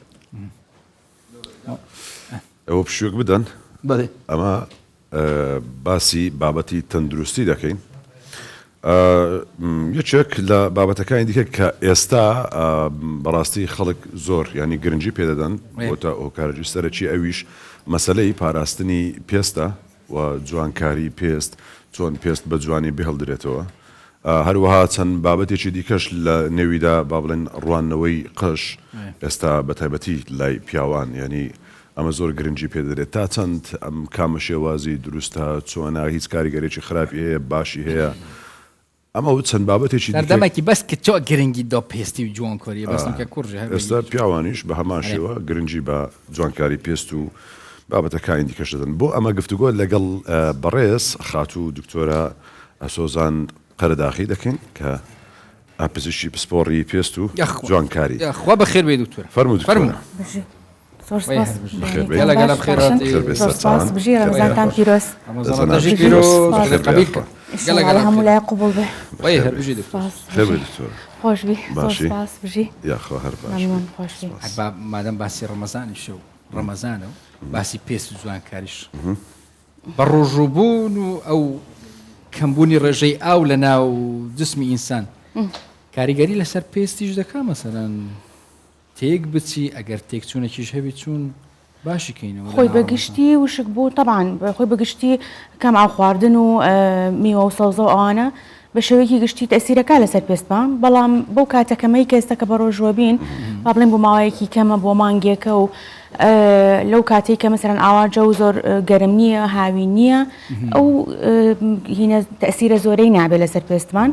و شتوانی تاویزی کەیتەوانە تەبانەکی دەمەکە ئیشکێنین دوای ئەوە هەر بە ئاو خواردنەوە و ئەگەر بە خواردنی تەندروست بێ و مەفروز یانی و ئاوی باش و ئەوانە بخۆیتەوانێت تەسیرێکی وای نابێت. بەڵام بەگشتی ینی لە ڕەمەزان و لە بێجگە لە ڕەمەزانە لە هەرمانێکی تراتۆ ئەگەر باەخنەی بە خواردن و بە ئاو خواردنەوەت و ناخواردنەوەیکی تەندروستی و خواردنت ئەکیت پێستت وشکە بێ وەختاکیت کێشە بۆ دروستەکە. کەواتە زیاتر بەر لەوەی گرنگی بە دیوی دەرەوە بدرێت لە ژوورەوە ینی ئەو پێویستانەی کە هەیە وەکۆی کە ئاو کەسێک زۆرتر ئاو بخوات پێستی خۆی هەموو جارڵین باەخدان لە ناو لە دەرەوەی ئەکی تۆ لە دەرەوە ئێمە ئەکیت هەموو بەم کەسەڵی نەبێت دژەخۆر بەکاربێنێ بێ کرێمی شێدار بەکاربێنێ هەم دیسانەوە جۆری باەخدان بە پێستی لە حتا لە صابون و دەست پێەکەی تا کرێماتی شەو و ڕۆژ و هەمووی بە پێی جۆری پێستەکەی و ئەکی دەبێ یارمەتی بێ پێستەکە وشک نەبێتەوە لەگەڵ کاتە حتا ئەوانەی کە پێستیان چەورە هەرە بێ کرێمی شێدارکەرەوە بەکاربێنن چونکە پێستی چەوریش هەروش کە بێتوانە هەندێک کاتی و لەگەڵ تەمەنیشە بەڵام و لە ناویشەوە ئەکید و کووتمان بە جۆری خواردنت و ئەکید سەوائل ئەو خواردنەوە طبعاً ئەو خواردنەوە بەستمان نییەن و شەربەتی زۆر بخۆیتەوانێت لە وەختی ئیفتارە با بڵین 5-6 نەوە شەربەت و ئەوانە طبعاً دەوەش زەرەری خۆی هەیە چونکە پڕ لە شەکر بەڕاستی خۆی ئەکید ئاو لە هەمووی باشترە ئەگەر بیخۆینەوانێ پێستمان وشک نابێ. ئەم دێ بەحسێ پێستی گەلەکین بەس پۆل دەستپێکی ئەم پیچێکی بەحسا پرچاندنێ بکەین و پرچوەڕاندنێژی جارێ مەسەلەن ئەس جارێ لە دەستپێکی بەحسا پرچوەڕاندنێ قژ هەڵوەرین چ لە کچان چ لە کوڕان سەبەبی سەرەکی قژ هەڵوەرین چییە؟ خۆی هۆکاری زۆرە بەڵام هۆکاری سەرەکی بۆ ماوەییە بۆ ماوەیی لە ژنان و لە ئافرەتان و لە پیاوانی شعبێ بەڵام ئەکید خۆشبەختانە لە ئافرەتانە بەو شێوەیە نییە کە زۆر بەقوت بێت و پیاوانە بەڵام ئەکید هۆکاری تریشی هەیە چونکە هەڵوەرینیش جۆری هەیە یعنی وکوتمان جۆری بۆ ماوەی هەیە و جۆریش هەیە نە لەبەر با بڵین لە دوای سترێس و ئەوانە توژە بین دوای هەر نەخۆشیێک دوای هەرماندووبوونێک دوای هەرکردنی ڕێجیمێکی توند و ئەمانە یانیش هەیە بە جۆری وەرگرتنی خواردن و یان لە دوای نەخۆشیەوە ئەبێت فەجۆری هەیە ئەبێ بەڕاستی دەستنیشان بکرێت جۆری قژ هەڵوەرینەکە کامەیانە ئەنجە چارەسەر بکرێت چونکە چارەسەری هەمویان یەکشت نییە یانی ستێمای بینی هەر کەسە پرچە ڕوتێتەوانە لە خۆیان وشت بەکارهێنن دوای ژەڵێ استیفادەم نەکرد ئەنجا شتانی کە بەکارهێنن یانیش با بڵین خۆیان بەکارهێنن ئەگەر لە زی و توشتی طبیعی بێ کە ئەکید هەڵبەت سوود ناگەیەنی ئەگەر تۆ هۆکارەکە دەستنیشانەکەی جۆری پرچەڵوەرینەکە دەستنیشانەکەی ناتوانانی چارەسەری بکەیت هەروەها وەرگرتنی چارەسەریش تۆگەر چارەسەریش وەرگری بەس بە گونجاو نەبێ بە جۆری پرچەڵوەرینەکەت هەم دیسان سوودی دڵڕاوکێ و قەلەقی کاریگەری لەسەر ڕێژەی زۆری و کەمی پرچەڵوەرین هەیە بەڵێ هەیەی ئەکێکیشە لە هەرە هۆکارە زۆرەکان طبعاان سترێس بە هەموو جۆرێکی قەلەقی بیرکردنەوە ئەوانەی کە بڵێ کتی ئابوشتیان هەیە ئەوانە هەمویان بەڵێ خەمۆکی هەمویانەکیت پرچاڵەوەرێنێت باشە لە هۆکارەکان باشە ئەو دەدەینە سەر چاندنەوەی پرت ئێستا بە تایبەتی لە مساڵانەی دوایی دەبۆتە مۆدیلێکی زۆر ینی کۆمەڵێک دکتۆر هەنا چەند سنتەرێک هەنا ئێستا خەڵک دەتوانێت پرچی بچێنێتەوە ئەم چاندنەوەی پرچە چاندنەوەی قش کاریگەری خراپی هەیە ینی تەندروستە یاخود ناتەندروستە چۆنە خۆیکێکە لە چارەسەرەکان ئەکیت وە بە تایبەتی بۆ ئەوانەی کە وکوتمان پرچاڵوەرینی بۆ ماوەیان هەیە بەڵام ئەکیید یەکەم خەتووە نییە ینی یەکەم ڕێگە چارەسەر نییە ئەکیید یەکەم سەرەتا دەستپێکی بە چارەسەرەکانی تر وەرەگری ئەنجە دوایی ئەخیر ڕێگا بڵی دەستەبینە بۆ پرچاندنەوە طبعا لە ئافرەتی شاکرێ بەزێمە چکە لێرە عادەتەن محاولاکەین تا بتوانین بۆ ئافرەت نەیکەین تەخیریکەین فبۆیە زیاتر لە پیاوانە ئەیبینیت ئەی گوتت ژنان مەسەرەن کەمترە بەست لە ڕواندنەوەی چاندنەکەی یان هەڵوەرینەکەی هەڵوەرینەکە کەمترە لە ژنانە ینی ئەو جۆرە بۆ ماوەیە لە ئافرەتانی شاهەیە و لە پیاوانی شاهەیە خۆی ئەمە عادەتەن ئەو پرچڕوانەوە لەو حاڵەتانەکەین کە بۆ ماوەیە ینی کە ئەنترۆجینیک ئەلۆپیشیای پێوترێ ینی پرچاڵوەرینی بۆ ماوەیی ئەوانە پرچڕوانەوەیان بۆ بکرێ باشترین چارەسەر پێش چاندنەکە چییە مەسەرەن باش بی بۆ هەر کەسێک بۆ کەسێکی تر جیاوازە یان هەمویان مەسەرەن سەری باش هەیە بەڵێ بەپی وکوتم بەپی جۆرەکەیت یان با بڵێم ئەگەر جۆری بۆ ماوەیەکە بێ ئەکیت هەڵبەت یەکەم جار دەست پێیەکەی بەکوتمان دوای دەستنیشانکردنی لای پسپۆرێکی پێست ئەوە زۆر گرنگە بەسەلەن پێت بڵێت تۆ پرچەڵوەرینی بۆ ماوەیت هەیە لە مناڵیەوە دەرەکەوێ یان نەک مناڵی قەزدم لە تەمەنی هەر لە دوای هەرزەکاری و دەست پێەکەی تر هەستی پێیەکەی دیارە بێ بە تایبەتی مەسەرەن لە پیاوانە ئەمانیان بەرەبەر ئەچێتە دواوە و بۆشایی تێیەکەوێت و لە ئافرەتانە زیاتر ئەبینیت ئەو خەتەی قژیان بەرەبەرە پانە بێتوانێ و کەم ئەبێ ئەکیید بەڵێ چارەسەرەکان دەستپێکی یەکەم شت لەگەڵ ئەوەشە بەکردنی پشکنینەکانی تری خوێن لەگەڵیشە بزانی مەسەرەن تو ڤیتامیناتت کەمە بزانی ڕژێنی دەڕەقیت هەم دیسانەوە کەمەیانە هۆرمۆناتت ئەبێ پشکنینی بۆ بکرێ هەمووی لەگەڵی فەبەپی ئەوانە چارەسەرەکەی ئەیتێ ئەکیید لە شامپۆ دەستپێکی کە بەسیترین شتە ینیەوە بەس تاوکەرە چارەسەری تاو نیە لە شامپۆوە دەستپێکی دوایەوە بە حەب وەرگرتن ئەگە مەڵتی ڤیتامیناتە ئەگەر هەروەها حەبی هۆرمۆناتە کە خەڵک لێ ترسێ بەڵام مادام بۆ ماوەیەکە گوتمان هەڵوەرینەکە بۆ ماوەیە ئەبێ ئەو حەبانەش وەرگێت کە تۆزێک هۆرمۆناتی تایە ینی حاڵە بکەین ڕێژەی هۆرمۆناتەکان بێ طبعاً ئەکیید ئەبێ ئەو دکتۆری پێست خۆمان ئێمە ینی دیاریەکەین بۆ پیاوان چەند بێ بۆ ئافرەتان چەند بێ بەپێی ئەو فەرقەکات نابێ هەموو کەسی هەم نوعێک وەرگێ وەروە لەگەڵ چارەسەرەکانی کەوکو بەخا خوشتیوە ئەکیدەوەی کە خەڵک هەمووی بەکارهێنێ مینۆکسیدی لە ئەوانێ و بابەتی ترە کە تقریبا هەمان ئیشەکات بەس یعنی فەقسەی زۆری تیا هەیە چارەسەری زۆر تیا ئەنجە دوایی پەنابینە پرچڕوان باشە دکتۆر ینی زۆر جار باسیەوە دەکرێت دەڵێ وەڵاهی یەک دنیا ئیلاجم بەکارهێنا و یەک دنیا دکتۆرم کرد و یەک بەڵام هیچ استفادەی نەبوو ئاخری دەچێ پرچەکە دەچێنێتەوە مەبەستە پرسیارەکە ئەوەیە ینی ئەم دەرمان و ئەم ئەنێ و دەرمانانی کە دەدرێتە کەسێک بۆ بەتایبەتی ئەوانەی کە بۆ ماوەیان هەیە حاڵەتەکەیان بۆ ماوەیە پرسیان هەڵوەریوە فعلان ینی وا دەکات کە پرسیان بەهێز بێتەوە پێویستیان بچانەوە نەبێتەوە جارێکی دیکە بەڵێ خۆی چارەسەرەکە خۆش هەر شتێک بۆ ماوەیی بێ یعنی بنبڕ نابێ یعنی وەکو چۆن زەخت شەکرا دەبێ بچە بیچێنێتەوە شەرت نییە بەڵێ خۆی باشترین ڕێگا و ئەخیر ڕێگا هەر ئەوەیە کە بچێنرێتەوە ڕێگەی تر هەیە ئێستا مەسەلەن ئەمانی کە زوو چەند دەرزی پلازما ئەیان ئەوانەی کە زۆر ئەیبیستین بەڵام قەی ناکە بە تەنیا پلازماکە نا خۆی چارەسەرەکان هەمیان تاوکەر یەکتریە یعنی وەکوتمان دەست پێکا لە وەرگرتنی حەبوو شامپۆ و با بڵێن سپرەی و لۆشینی تایبەت لەگەڵیە ئەتوانی ماوە جەلسات بکەی ئەم دیسانەوانە یعنی بەڕاستی بەلای دکتۆرێکی پێستی باوەڕ پێکراو بێت نەک هەر کەسێک هەر شوێنێک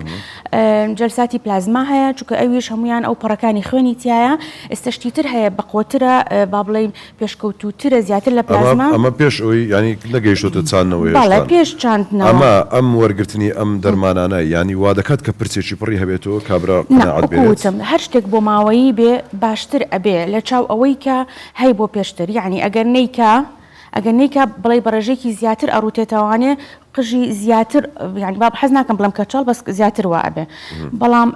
ئەگەر بیکە باشتر ئەبێ ینی ئیدی تا هەیە کەچەڵە هەی حەز ناکە بۆیە کەسەر کردی خۆی هیچ ناشرین نییە و هیچ عیب نییە و هەموو شتێک ئاساییە بەس قەزدم ئەڵمنەوە خەڵکی حەز نەکە بەڵام خۆی وەکو هەر شتێکی بۆ ماوەیی تۆ بە کۆنتترۆڵێکی یعنی مەس ئەوانی کە زەختیان هەیە شکریان هەیە نەخۆشی دڵیان هەر نەخۆشێکی درێژخایەن چارەسەر وەرەگرن خۆ ئەو نیە بڵێ نەخۆشی دڵەکەی نەمێنێ وەنیا یان شکرەکەی نەمێنێ بەس ڕای ئەگری ئەو چارەسەرانە شوایە وەکو وتم ینی بە بەردەوامی دەبێت بەکاری بێنێ جار بەجار تەمانە بێ متابعە بکات بەڵێ ئەرەوەڵا چارەسەری پرچ کاتی زۆرەوێ یعنی کەمترین چارەسەر بۆ پرچ 3 بۆ 6 مانە ئەوە کەمترینێتی بەڵام چاندنەوەش بەڵێ ڕێگەیەکی زۆر باشە و لەگەڵ چاندنەوەکەشە ئەبێ هەر چارەسەر وەرگێ یعنی معناوانێ کە پرچ ڕوانەوانێ وازی لێ بێنێ یعنی لە چارەسەر ئەوە کچەکیان کوڕک چوو بۆەوەی پرچی بچێنی بڕۆێنی پارچەکیش لە پێستی لێ دەکەنەوە موەکان دەردێنن لە شوێنە بەتاڵەکان دەدرێ ئیتر پرچی دێ بەڵام ئەو پرچ ڕواندن چاندنە هیچ زیانێک زەرێکی بوو خوێنی بوو جستەی بوو پێستی سەری هەیە یان ئەبێ ئەکید شوێنێک بێ باوەڕ پێکراو بێ ئەکید نابێت لە هەموو شوێنەکە بکرێت لە بەرەوەی کە ئەوژوک هەر عملیاتێکی ترە یان ئیشێکی کەم نییە وەکو خۆت وتە ئەو پرچە ئەڕوێنرێتەوانێ یعنی هەم مۆزوعەکە وەکو عملیاتە ئەبێ ئەکید مۆزوعی تعقیم زۆر مهمە ئەو شوێنی کە لی ئەکرێ و کەسێک کە بۆ دەکات شەوەی کردنەکەی نابێت لە هەر شوێنێک بکرێ ئەبێ شوێنێکی باوەڕ پێکراو زانست بێ پەیڕەوی بەڵێ ئەگەر شوێنێکی باوەڕ پێکراو زۆر بەیجار کێشەی نابێت هەموو شتێک لە دنیا لەوانەیە ئەگەری کێشەی هەیە حتا تۆ عملیات کە ئەەکەین هەر نەشتەرگەریەک ئەگەری هەیە گە تۆ لە سایەک لە سایە دوو کێشەی هەبێ پرچڕوانەوەش هەروایە کێشەی خۆی هەیە لە هەندێک کەسە بەڵام کێشەکانی زۆر کەم ئەبێت بەڕێژێکی زۆر کەم ئەگەر بەدەستی یەکێک بکرێت کە شارەزابێ لە بووە و کاتە کێشەش هەبێ خۆشترە لەوەی کە پرچینە بووە دەڵێ مشکلە نیە قبولی کێشەکانما باشە دێنە سەر بابەتێکی دیکە مەسلەی بۆیاغکردن بۆیاغکردنی پرچ و ڕیش و سمێڵ و ئەو بابەتانە بۆیاغکردن بابەتێکی باوە مێژویەکی درێژشی هەیە ئەمە تا چەند کاریگەری خراپی هەیە لەسەر پێست لەسەر مووی ئەو کەسە بە شێوەیەکی گشتی خۆی یعنی کێشێکی وا دروست ناکە کاریگەریکی خراپی نابێ گەرە و کەسا هەستیاری نەبێ بۆی خۆی وەکو شتێکی جوانکاریە بەڕاستی شتێکی زەڕور نییە بۆ یاخکردن خۆمانەزانین خۆ هەمومانێکین لەبەر بابەتێکی جوانکاری وەکو چۆن میکیاجەکەین میکەپەکەی پرچ بۆ یاخکردنەکەش وایە ئەوانی کە هەستیاریان نییە ئەکید زەرەریان لێ ئەیە لە پرچەکە خۆی و باریکە کاتەوانێ و زەرری لێ ئەیە و ئەی سووتێنێ و ئەوانەمانەیزانین بەڵام مەقبولە لە بەروی کە نەبوو بە هەستیاری بەڵام ئەوانەی کە هەستیاریان هەیە ئەویش جۆرێکە لە ئەگزیما دروست دەکات پێوترێ ئەلەرجی کۆنتاکت دەرمەتایتس یعنی بۆ مادانەی کە ئەو مادە کیمیانی کە لەناو بۆیاخەکانە هەیە هەستیاریان هەیە و شەرنی لە یەکەم جارەوە لەوانەیە 20 ساڵ قژیان بۆیاخەکان دوای ماوەیەک لە پڕێکە هەم ینی تووشی هەستیارێکی زۆر گەورە و بەقوت بن و هەرچەند بیکەنەوانێ هەروایان لێ بەڕاستی ئەوانە ئەو کەس و هەشە حاڵەتی وا زۆر ئەبێ ئەوانە پیانەڵێن ئەگەر بکرێ و بتوانی بۆیاخمەکە چکە زەڕور نییە ئەگەر زۆریش زەڕورە ئەبێ ئەو جۆرانە بەکاربێنێ هەتا بتوانێ مادە کیمیاکانی کەمتر بێ ئەگەر فۆرمەڵدیهایدە ئەگەر پیدیدیە مادەیەکە تایەتی ئەمۆنیایە ئەبێ ئەوانی تۆزە کەمتر بێ کچ مەسەلەن زیاتر کچ پرچی بۆ یاخکەن ئەگەر بۆ نمونەوە لە پیاوانیش زۆر هەیە زۆرە بەس کچ باسکەین مەسەلەن مێشە توزانم بۆ یاخکردنە سەر توەردوش سپی بووە بۆ یاخی دەوێت ئەدی مامۆستانەی پیرەوەڵ ڕاست کچ و ژن زیاتر ماوە بوو ماوە چەند ماوە بویان هەیە پرچی خۆیان بگۆڕن ڕەنگی پرچەکەیان بگۆڕن خۆی ئەگەر منە مجارەگەڵم ئەڵێم ئەگەر پێویست ناکە ئەگە پرچان سپینیە و پێویست ناکە بەڕاستی پێویست ناکە بکرێت چکە ئەکی زەرەری هەیە حەزی لێ ڕنگ ئەگە حەزی لێە بڵێم چی یعنی تا ماوەکە دوورتر بێ باشترە وە سەحبی لەون ڕاکێشانی کاتێکی دیاریکراونیە بەڕاستی بەس هەتا بتوانن کەمتر یعنی ئەکی دەگەرێکێک هەموو مانگێک بیکە یانێکێک لە ساڵێکا 2 جارێک بیکە ئەکی دەوی کەمترەکە باشترە بە هەر حاڵ ئەگەر زەڕور نییە نەکرێ وە سەحبی لەونەکە ڕاکێشانی ڕەنگ ئەوە خاتون ینی بڵێ خاتونەکانیان ئافرەتەکان ئەزانن لە ساڵۆنەکانیکەن ڕاکێشانی لەونیان سەحبی لەونەکە زۆر خزەرەری خراپترە لە بۆ یاخکردنەوە ئەوە ڕەنگی پرچی خۆیان ئۆکسیدهینەکان یعنی ئەو پرچە تۆخە کاڵەکەنەوانێ دوای بۆ یاخێک با بڵێن پرچێکی ڕەش ئەەکەم بە پرچێکی زرد چۆنەکرێ ئەبێ ڕەنگەکە ڕاکێشن ئەو ڕەنگە نەمێنێ پرچەکە مووی تەنکە بێتوانێ هەموو پرچەکە ئەشکێنرێت یعنی ئەو ئەواسرانی کە بینی پرچەکانە ئەشکێت هەمووی شوشتنی پێدەگوترێ وڵا پێڵێن سەحب لەونیان پێوترێ بلیچینگ بە ئینگلیزی نازان بە کوردی ڕاکێشانی ڕەنگەکەیەوە بزانم دێتەوە زۆر تەنێک دەبێتەوە پرچەکە دوای بۆ یاخێکەنەوە بۆی بتوانێت ئەو ڕەنگە ئۆکسسیژین و باڵێ و زەرد و پرتەقاڵ ڕەنگە کاڵانە زۆر زیان بەخشترە وەک لە ڕەنگی تۆخ وە لەو ڕەنگی تۆخ زیاتر ئەوانی کە حساسیان هەیە نەستیاریان هەیە زیاتر دەرکەوتو لە ڕەنگی تۆخ زیاتر هەیەە بەڵام ڕەنگە کاڵەکە زیاتر زەرەر بە پرچەکە گەیەنێت باشە هەر لەسەر پرس دەمەنینەوە پاشان دەچینە بابەتەکانی دیکەی پێست ئێستا شتێکی دیکە هەیە بە بۆنێ و سوۆسیال میدیاەوە شتیش دەزانم ئەمن ینی و ئەکستێنشنەوە بابەتانێ پرچە دیلکەن بە پرچی پرچی سناعیە یان جۆرەکانی دیکە یان پرچی کەسی دیکەیە بەرحاڵ پرسیارەکە ئەوەیە ئەمانە هیچ کاریگەری خراپی نییە هی کەسێکی دیکە یاخود سناعیە هیچ ڤیتامینێکی تێدا نیە لە پرچی کەسێکی دیکە دەبەسترێت لەگەڵ چەوری پێستی ئەو کەسە ئەمە هیچ زەرێکی هەیە بۆ کەسێکە بەکاری هەیە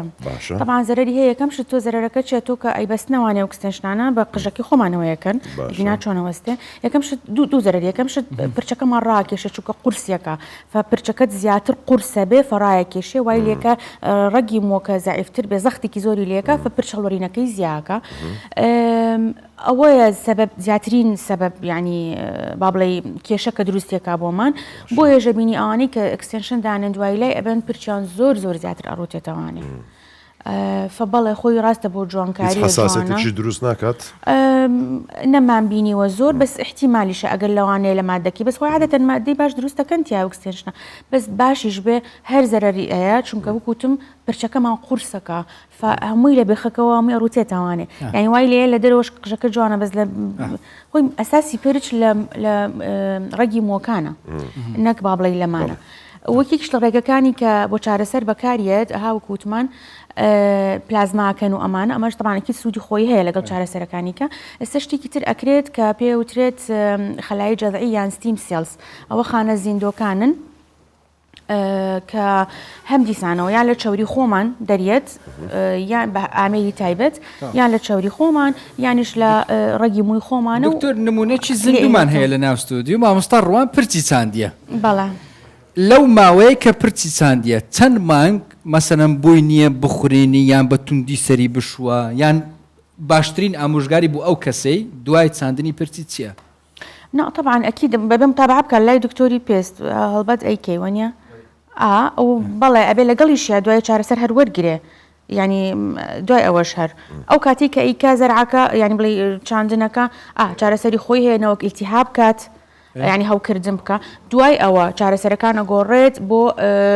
گەشە زیاتر یارمەتی مۆکانەکە زووتر بڵێ گەشە بکەن بێتەوانێ ئەگەری هەیە دیسان هەڵبوەرێ وەکومەکە باش خۆی دەگرێتەوە ئەگەری هەیە ئەو نۆشتەرگەریکە گردێت سەر نەگرێ لە هەموو کەس نا بەس لە هەندێک کەسە بەس خۆی هەر باشترە ینی هەر باشترە بێ وەک لە جاران بەڵام بەڵێ ئەگەری هەیە بڕوتێتەوە بەڵام وەکو بەڕێژەی جاراننا چونکە ئەو وانی کە لە پشتی سەرەوە ئەیهێنینە بۆ پێشەوانێ ئەوانە زۆر تەسیریان نابێ بۆ هۆرمۆناتی لەشی خۆمانی طبیعی ئانی کە با بڵێم هەڵوەرینی بۆ ماوەیان هەیە باشە دکتۆرش بابەتێکی دیکە زۆر کەس ئەوانەی کە پرچیان با بڵێن دەچێننەوە مووە ڕەشەکان ڕادەچێشنەوە دادنێنەوە کەسێک با بڵێن ئەگەر ڕەنجی سپی کەوتوێتە پرچی کە کاتێک دێتەوە ئەوە هەر مووەکە ڕەشە ئەوە هەر بەڕەشی دەمێنێتەوە یان دوای ماوەشی دیکە ئەوەش سپی دەبێت هەموویش سپێ بێت یادی هەر وەکو ئاسایی دیسانجارێکی هەر مویەکمان سپێ بێ ئەوەش سپێ بێ دا بینە سەر پێستی بەڵێ زیرەترین ئیدی ئەندام تایبەتیش لە شێمە دەکو هەمی لە شێمەڤە گرتی بەڵێ چێن ئەوانەی زیاتر تووشی چرچ و لوچی دەم و چاو دەبن زیاتر ڕەنگە هەم کوڕ و کچ هەردووکیان خەفەت لەوە بخۆن بە چ شتێک زیاتر تووشیت ئێستا ئەوانە خەتی ئەوانم زۆرە بەڵێ ئەوانەی کە سکن تایپیەک و دوون ئەوانەی کە پێستیان زۆر کاڵە پێست کاڵەکان سپێکان ئەوانە زۆر لێرە نین هەشمانە بەڵام کەمە ئێمە عادەتەن پێستمان ڕەنگی باڵی جۆرەکانی بەڵێ ئەگەر ئێمە گەنمڕەنین ئەسمەرین سپێکانیشمان ئەو زۆر سپێنی وەکو قەوقازی و وڵاتەکانی ئەوروپا و رووسیا و شوێنانە بەڵێ ئەوانەی کە پێستیان زۆر بڵێ تایپیەک و یەک و دووە ئەوانەی کە پێستیان وکو ئێمەشە بەڵام ماوەیەکی زۆر لە بەردەم هەتاون ئیش و کاریان لە بەردەم هەتاوە و خۆیان ناپارێزن دژەخۆر بەکار ناهێنن ئەوانە زیاترین کەسن کە پێستیان زووتر چرچە بێ و هەروەها بۆ ماوەیش دەوری هەیە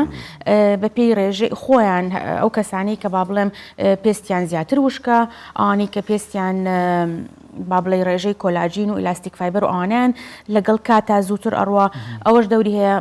لایف ستایلیان با بڵێ حیاتیان خواردنیان زۆر شت کاریگەری هەیە باسی دژە خۆرت کرد دژە خۆر بەس پێویستە بۆ ئەو کەسێک کە دەچتە و توزانم دە و بەحر و سەفرە و سیاحە یان پێویستە هەموو کەسێک دژە خۆر بەکاربێن بەخوا بێ هەمومان بەکاری بێنین هەمومان هەموو ڕۆژ و ئەگەر بکرێ لە ماڵەوەش بەس تەمانە زام زەحمەتە لە ماڵەوە بەکاری بێنین چکۆتا گڵۆپ هەیە بەڵام و زۆر جارێ ئەوانش کاریگەریان زۆرە زیات لەوانەیە لە هەتاویش زیاتر بەڵام چونکە لە ماڵەوە تۆزێک ئەپلیکە ینی ئاسان نییە بەکارهێنانی بۆ یاڵین لە دەرەوە بەکاری بێنی بەڵێ بێ هەموو ڕۆژ حتا لە زستانیشە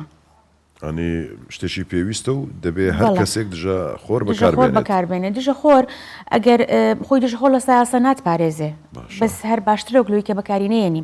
بەڕاستینێک لە بەربابەتی جوانکاری و با بڵێ چرچی و پەڵەی پێست و ڕەنگی پێست بگۆڕە هەمیش ڕێگەیە کە بۆی کە زیاتر بتپارێزێ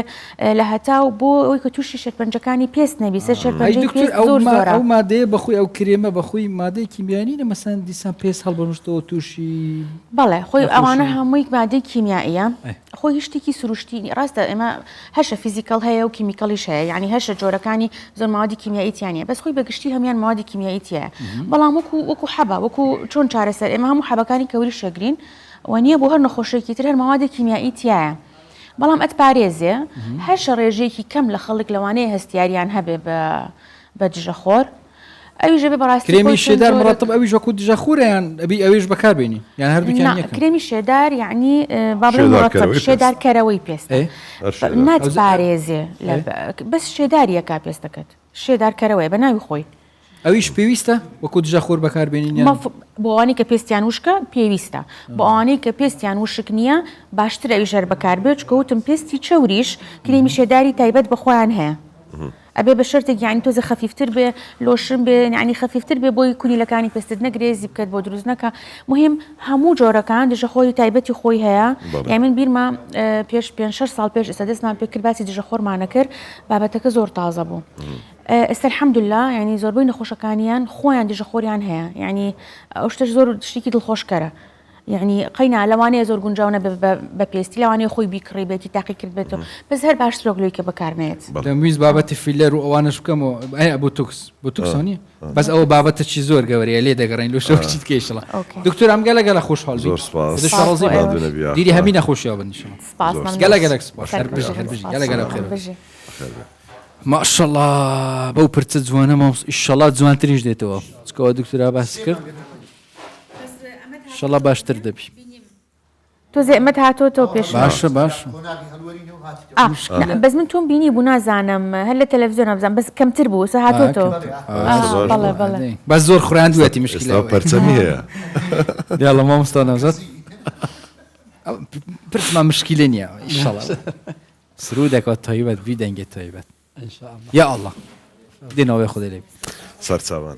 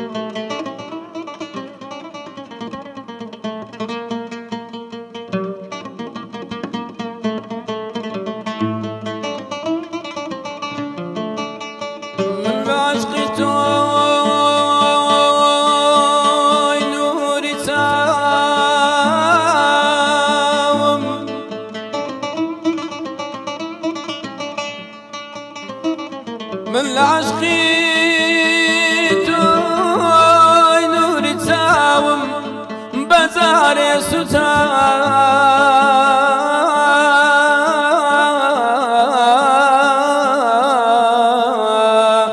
بزاري ستا زرق وناوم يا رسول الله.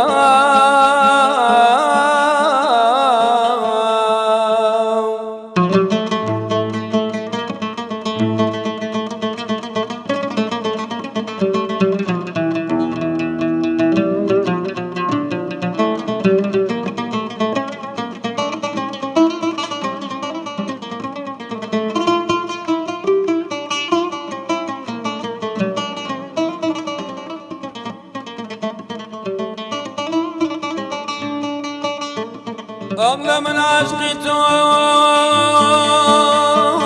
نوري تاوم بزاري ستا زرق وناوم ناشت آقد لحال نبي نبي نبي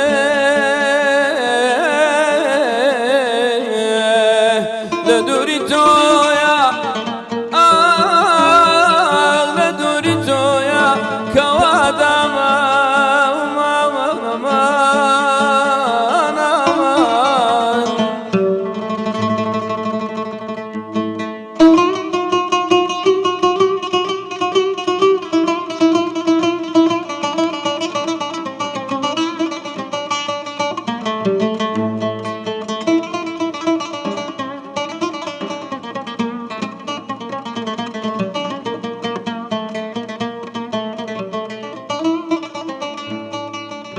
يا رسول الله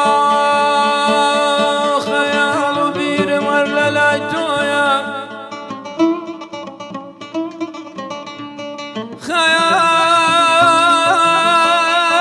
خيال بير ولا لا جويا صار الجزام ديداري تويا ديداري تويا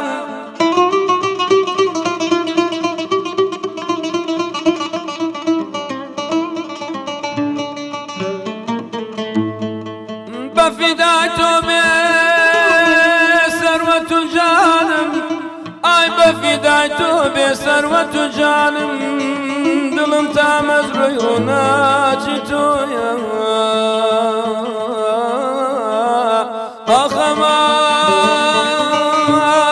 أخمان أخمان أمان أمان أمان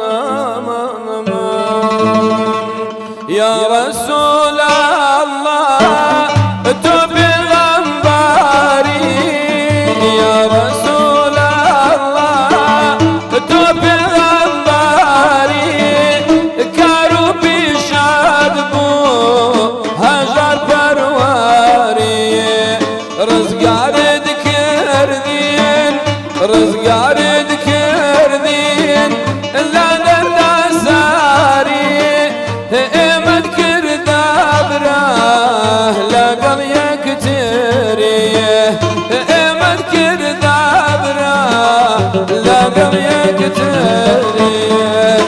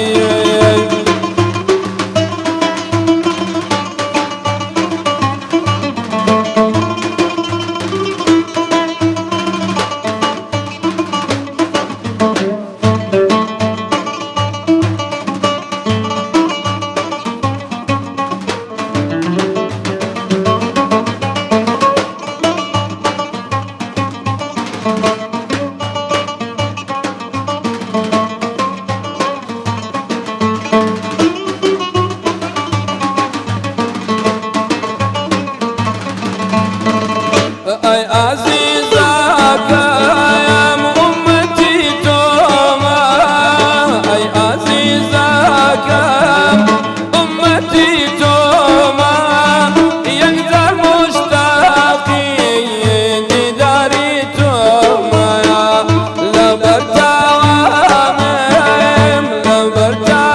لبرتعامم شدور روما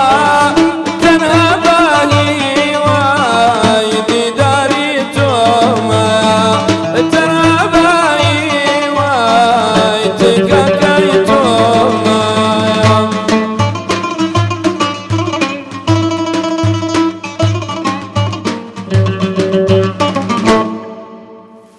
اي ما شاء الله وي ان شاء الله بدك هرب منيت وي خدش ترازيبت يا ربي لما دەستان ديناش خۆش دربه یاخوا كشو هوا ديناسي ده بقرا ما مسجل ما وصلنا زايد ناس والله خزمون يا برادر ساعتي ديال الشاري هو بيرو ناسیارن و مرحبا هێو كنت مباشكم خزمي جدار توبن نكتبنا ولا خزمينا يا أخوة بخير. سەلێک دی بکۆڵینەوە هەمی خزم دەردەچێت همي بس مسلمان هم بەخێر بێن الحمد لله ام هاتينا نوف باخچه خوب تایبەتی جیج دربه كشو هوا راستي صاره بس بالفيري ام دي مجلس گرم كيني بچه بكاميري بكاميري. الله اوي چه كاك تو هو قريه ما مصاوغر فرمو در رسمه چی ما مستعد دوستی بگرب زانم رسم گرتنت هر اوها اگر راستا خوب زانم کو درسی زانم لو أنا دبي رولا روناشي كيبيت نقرنا أمر سيبر روناشي ئەمڕۆم لە ڕووناچێکەیە والله في زير زور باشا يلا لو كاكندريني بگرب زانم رسم کو درسی ما مستعد اتو الرسميه كاكندريني بگرب زانين دوای تمشن هلا زي خود تبي لا زي خود بي ما مستعد ناوت ما هو الشرزات ما مستعد شيرزات يا اخوه بخير بي سن صاله فوتوغرافري والله أما تقريبا هربا وكبلي لباب مو مايتو ما شاء الله شويني تايبت إن انا شاء الله. هي رسم دەگریت زارێ ئێستا یەک دەفە ئەتوو وەرە ئێرە باشە آرزومند بوا ارزومات وكو آرزومند نك وكو بزي بکەم تەمەشا و لای بکەم يعني تقريبا كوبلي لما نداليو اتوش كاميرا ديتيو هر بلى ديتيو رسم هرخوم استا برين موالدي حفتا وسيما يا ربي كمان دريج يك لو كسانم روجك بيج لدايق بونم يعني ماش. ناوزجي داكم باب جوان ما دەچوو شاء الله رسمي قلتوا يعني جوانم زوكت يا ناو دنياي فوتوغرافري راس ده هذا بابا مصا شيرزات أي ما شاء الله. كومنتي لسر او فوتو يبدا بزاني كو كون دەستەکانت يدوي خۆش بێ بلى او يا كاك محمد يوبا لدست كاد راس او زعمن هو من خونا زاني ڕسمەکە دەمینێ وەنیە خۆ إيه. اها ناليقر دورك ودور دور بابشاني كاميرا يبدين ما مستمريوان او الرسمكي كاك محمد يو ديانا كاكندري او قلتم تشي قرتي كاك وقت كاك هوجر رسمي كاك دیارە ديار الرسمكة ديارة هذا كومنت دوای دادەنێم دا ئەوەی ئەو ڕسم نا والله اتو ديالله كاك محمد كومنت تلسر او فوتويتسيا نزيكا ومايكت كومنتم لەسەر ئەو ڕسمی بس برا يعني الراشكاوي نبي برادر ما مەسەرەن نازانم خەلە لە چێن دەرە ئینارە تاوا نییە آخرەنگۆ نەتان هێش دەجێ خۆی بجوڵێ ئەوە غەڵەت بوو ناخۆر ناکرێت و بڵێ لە شوێنی خۆت نەبێ ئێوە دەبی زاوی خۆی ببینتەوە ڕاستە. پاشان ڕسمەکەی بگرن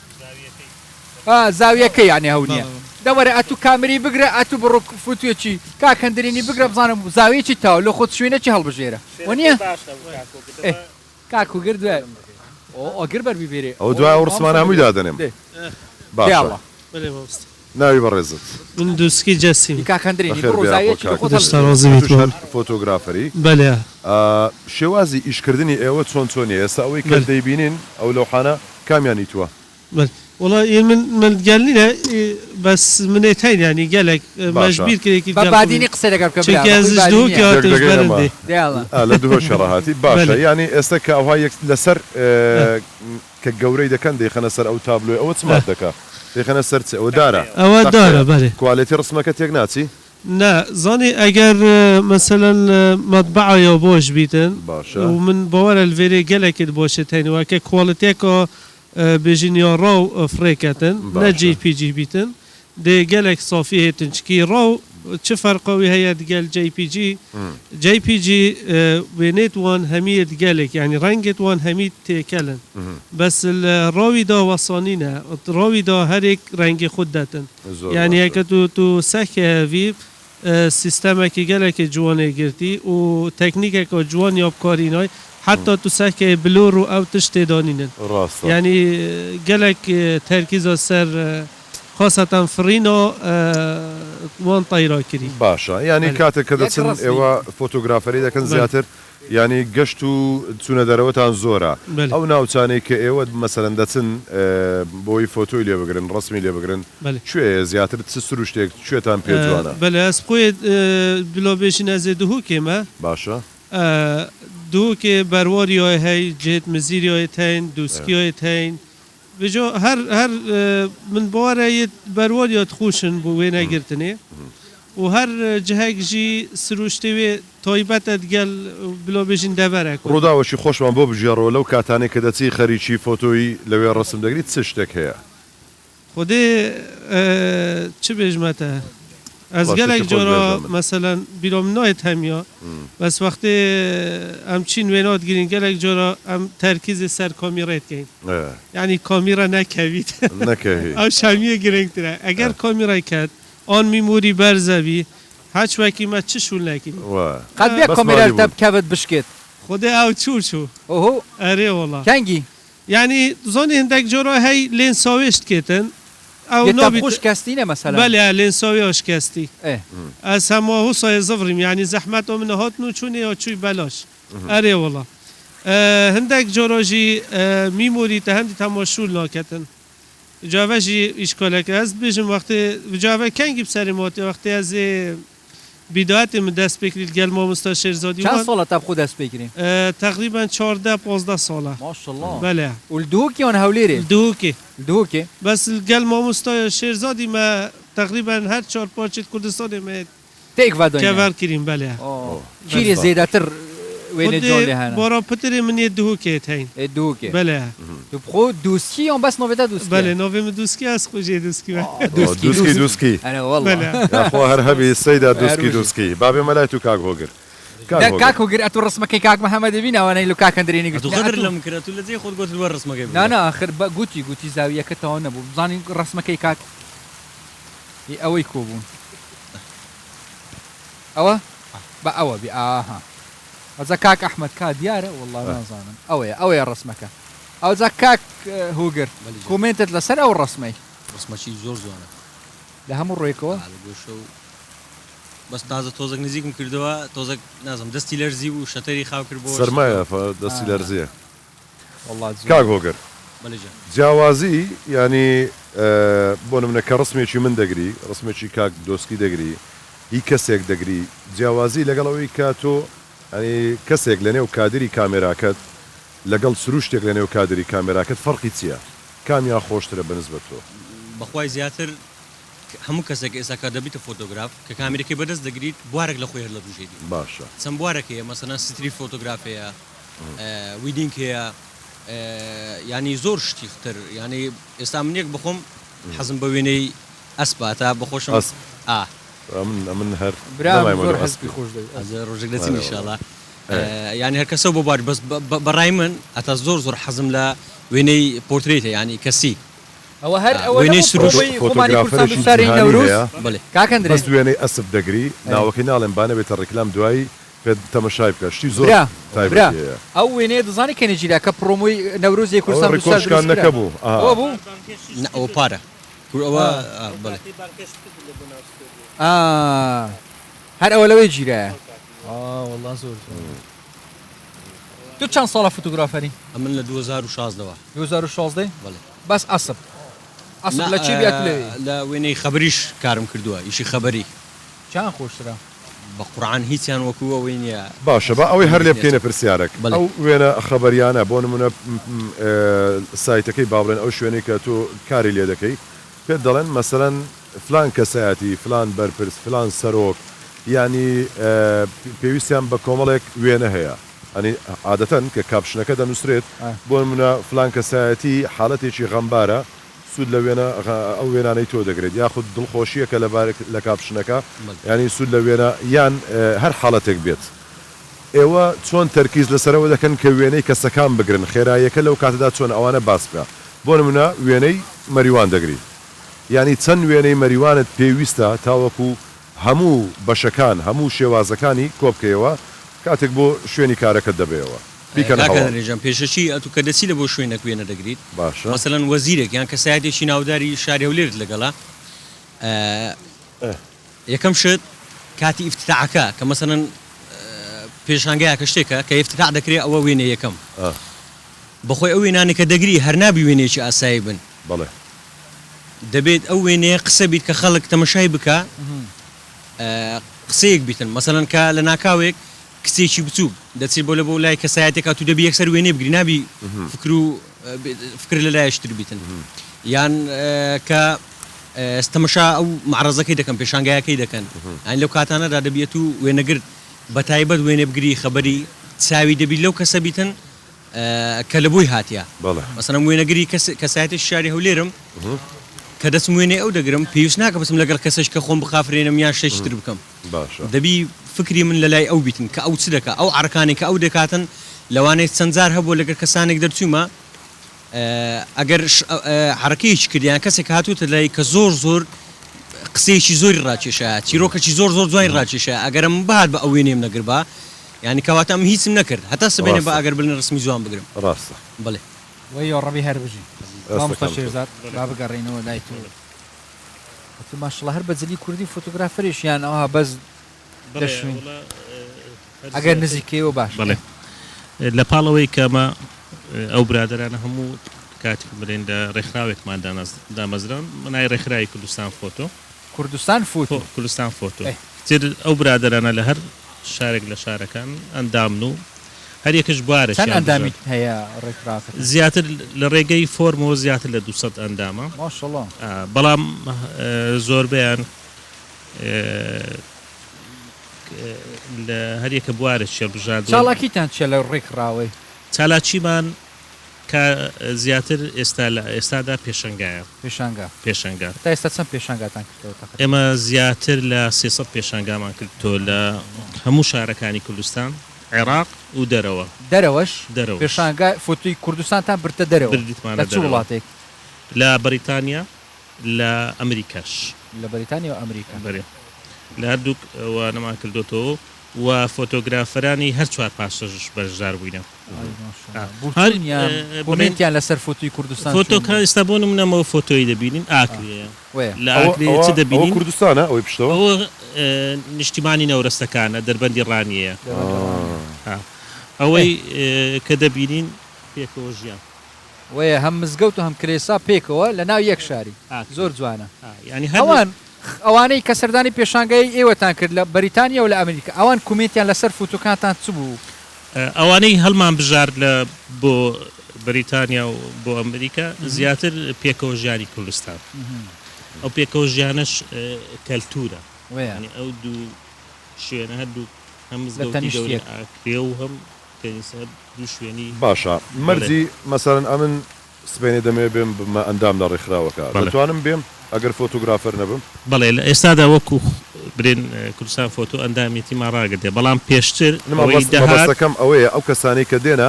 دەبنە ئەندام لە ڕێکخراوەکە دەبێت چ بن چۆن بن بەشداری وەرکشۆپ و ئەو خولانیان دەکرد کە لە لای ئێمە دەکرایەوە ئیتر خولەکانیش بە شێوەی کۆرس دەبێت خۆیان فۆتۆگرافەری باش بوو بنیان لێزانینیان هەبێ لەبارەوە یان فێریشیان دەکەن بەڵێ فێریشیان دەکەن لە زۆربەی خولەکانیشمان بە شێوەی گەریدەی و بە شێوەی بەلداوامیشە بووە باشە بۆ نمونە کەسێک ئەمن دێم نازانم فۆتۆ بگرم دەمێ بمە ئەندام لە ڕێکخراوەکە ئێوە وەرم ئەگەر ئێسم بگوتت بۆ ماوەی چ کاتی ڕامان گرتووە چالاکی برین ئەو کۆرسەکانمان ڕاگرتووە دەنا چالاکی پێشەنگامان هەر بەردەوام بەتەمانی نەبیکەنەوە لە ئێستادا وەکو برێن پشتگیریەکی وە پشتگیریمان ئەگەر پشتگیریتان هەبوو چالاکیەکانمان ئێستا بڵێن کاک محەممەد لە ساڵی 2019 لە خولێک بەشدار بوو ماوەی 3 مانگ بوو وەکو خۆبەخش هەفتانەوە بزانام ڕۆژێکە 2 ڕۆژ داهاتنەوە بوارەشی هەربژار بوو هەر ڕاهێنەرێک لە بوارێک لە چەند بواری هەیە بابەتی فۆتۆگرافی زیاتر لە دەتوانین بوارەکان زۆرە ئەگەر بە بواربی بە هەمووی بژمێری لاانێ زیاتر لە 50 بوارە بەڵام بوارە سەرچەکانی ئەوانەی کە وەکو برین سروشتە ڕۆژنامەوانی ئەو ئیتر ئەوانەی ئێستا لە بەتایبەت لە لای خۆمانە ئەوجا ئیتر ئەو برادرانی خۆشمان هەیە کە بوارێکی هەر زیاتریان هەڵبژاردووە باشە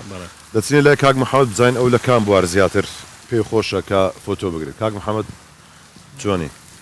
بەخێر بێ یاخوا کام بوارت پێخۆشە زیاتر کاری تێدا بکەی لە بابەتی فۆتۆگرافی لە 5 بوار زیاتر ئیش دەکەم 5 بوار چی فاشۆن پۆرترێت ویدینگ بکوزاوە باشە وەڵاهی بڵێم چەند لە مایکرۆ ئیشم کردووە تا دەگاتە وەرزشیش هەموو بابەتەکانی زۆر حەزم لێ بێ پۆرترێتەوە نیە پۆرترێت ینی هەمووی دەگوترێ پۆرترێت بەڵام ئەوەی شێوە دیارەکەی چەندە هەر ئەوەندەیە لە ئەگەر باشە بۆ نمونە وێنەی پۆرترێت یان وێنەی کەسی کە دەیگری چەند بەشی هەیە چەند جۆری هەیە ئەگەر بەشەکان باس پێ ئەمە لە ڕێگەی دەرهێنەرەکانی خۆمان و مەسەن زۆر جار شت دەزانینەوە ئەمریکیەوە ئەو هایە پۆرترێتەوە میدیەمە کلۆز ینی خۆی هەر پۆرترێتە بەس میدیەم و کلۆس و سوپەرکلۆسەوانەی هەیە بەڵێ ینی پێت خۆشە مەسەرەن چ جۆرێک بێ کامیان بێت لەو 5 بوارێک کە ئیشی لێ دەکەی لار هەمیان کامیان خۆشترە پۆرترێت پێ خۆشترە زۆر باشە ینی زۆر جاری وایە لە کاتی ئیشکردن وێنەگرتن کۆمەڵک ئاستەنگ دێتە پێشت ئەو ئاستەنگانە چین کە ینی بەڕاستی میزازت تێک دەدات وڵای تێنەگەیشتنی کەسەکان ئەو مهمە تێنەگەیشتنی کەسەکان و کەسێک کە وێنەی دەگری چۆن تێناگا مەسەلەن یانێ کە باسی کەشەهۆیەکەی دەکەی پێی دەڵێ ئەو کەشەهۆیە گونجاو نییە تێناگا سۆڕنی دەڵێتم سۆڕنی کات بۆ فۆتۆگرتن چ وەختەکەی پۆرترێت ی کەسی باشترین وەخت ئەگەر بەلایتنجی تەبیعی ئیش بکەی دەرێ ئەو کاتێک کە خۆر دێتە ینی نیوەی وەختەکەی یانە پێش خۆر ئەوە بوون یان پێش خۆر هەڵاتن ینی ئەو کاتێکە خۆر دێتە ئێوارە درەنگ کاتێک خۆردادە بەس نەک لە ناوەڕاستی لە ناوەڕاستی خراپە دایمەن دەموساو فلات دەرەچی ئەوکە ئەو لایتانێکە داتانە دایمەن دێتە تۆزە خوارتر ئێستا عنی ناشرین ئەو لایتانەمانەوە بەزەگەر لەسەر سەرمان بێ ئەوە بێت سێبەر لە چاو دروست دەکە و تۆزەک ڕق دەبێت ئەی چ شتێکی خۆشەیە کاتێک ئەتو ئیش دەکەی مەسەرەن چ شتێک زۆر دڵخۆشت دەکات لە کاتی ئیشکردنی فۆتۆگرافەری وڵای ئەو کەسانێک کە ئیشان لە بۆ دەکەی لێت تێدەگەن خۆشیان حازر کردی لە بۆ ئیشەکەی ئەو خۆشترین شتە ئەو کەسێکی ئیش لە بۆ دەکەی خۆی حازر کردیە ئەنی زۆر هیلاکت ناکەن لە پۆرترێتدا بە تایبەتی مەسەرەن تۆ کە ڕسمی کەسێک دەگری زۆر خۆشە و کەسە ینی تێبگا لە تۆ مەسەرەن چۆن دەوەستەیە چۆن چەند هاوکارە کاریگەری هەیە فاشۆنیش آخر فاشۆن و ئەبزانم ئەو پێویستی بزانە ڕاستم گوتووە تو ینی فاشۆن جاری وایە پێویست ناکە بە تەواوی ڕابۆست ئەو حرەکەی خۆی دەکات حرەکەی خۆی دەکات بە هەموو شێوێک تو لەسەرێک ڕسمی دەگری ئیشی فاشۆن مۆدل الله لەسەر فۆتۆگرافەر نی لەسەر مۆدلەکەی تەنها لایتینگ و ڕسمگرتنەکە لەسەر فۆتۆگرافەرە حرەکە ینی تایبەتە بەخۆی زۆر باشە دێمەوە لای تو کاک هۆگر شتێکی خۆشمان لە بۆ باسکە پێی باسکە ژبان چەند کامیرە شکاندیە من تازە شتێکم بەسەردار حەزم لێ پێدام برێم ئێستا تازار کەمێک پێش ئێستا ئەمن دیار بوو لایڤ کرا بووە من لەسەر شاشە بینرا بووم برادێک سکرینی کرێکسەر لە بۆی ناردم ئەو برادرە تقریبا دەمێژە ڕسم گرتە بوو ئەو وەختی منداڵی خێزانەکەی منداڵی هەبوو منداڵی لە زگدا بوو 2 مانگ بوو 2 ساڵ بەسەرداچوو بوو منداڵەکە بوو بۆ 2 مانگ ئەوە بوو 2 ساڵ عەفوەن گەورە بوو ئەم هیچ ڕسمەکەم لە بۆی نەناربووە گوتی بۆ قورعانێ لە بۆم دەنێری ئەگەر هەرچی خراپە بێت دەگەم دێ بۆ بەرنامەیەوە ئەتۆ عادەتت هەیە زۆریان ئەگەر ڕسمی کچی بگیری تاخیرەکەیان پێشتر بەس ئێستا باشم ئێستا باشی یەکسەر لوی دەنێری مامۆستا شێرز عەفوەن ئەوانی مەوعیدیان زۆر تاوانیە خەیار نەجار بەڵام ئێستا وا بزانم فۆتۆگرافەری محمد دەڵێن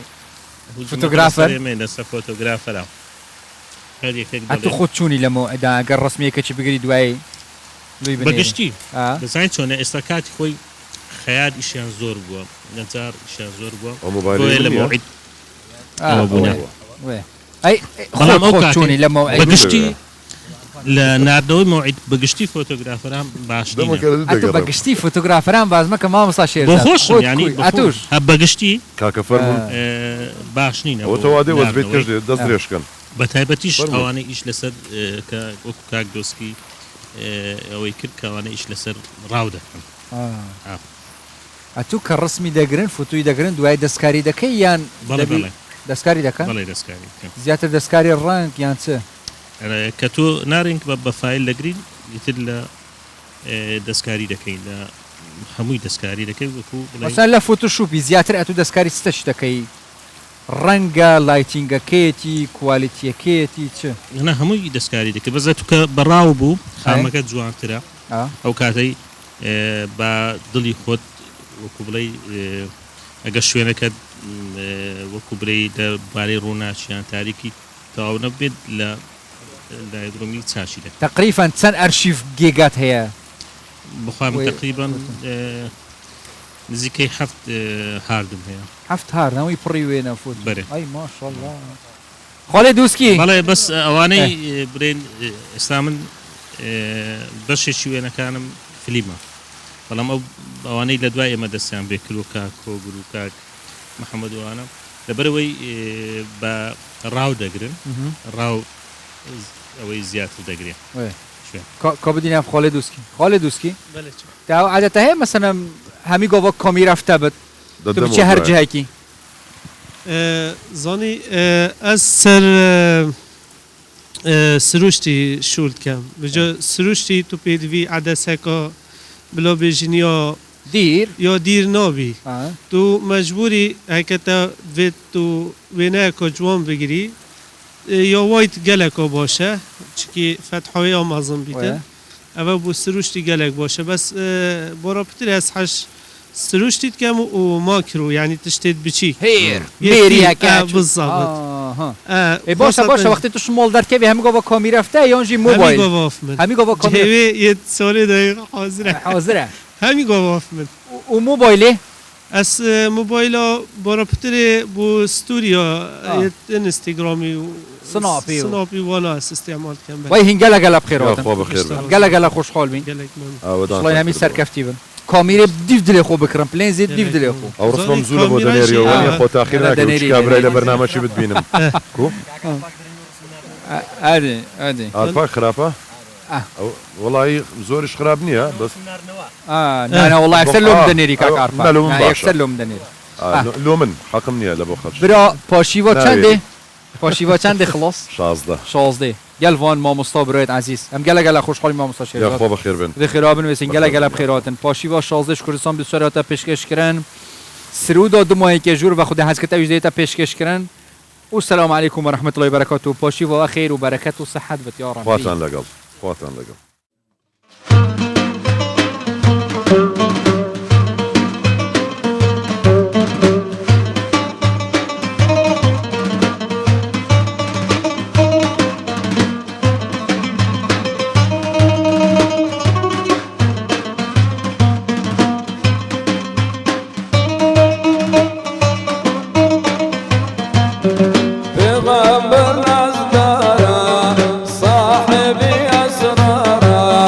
پیغمبر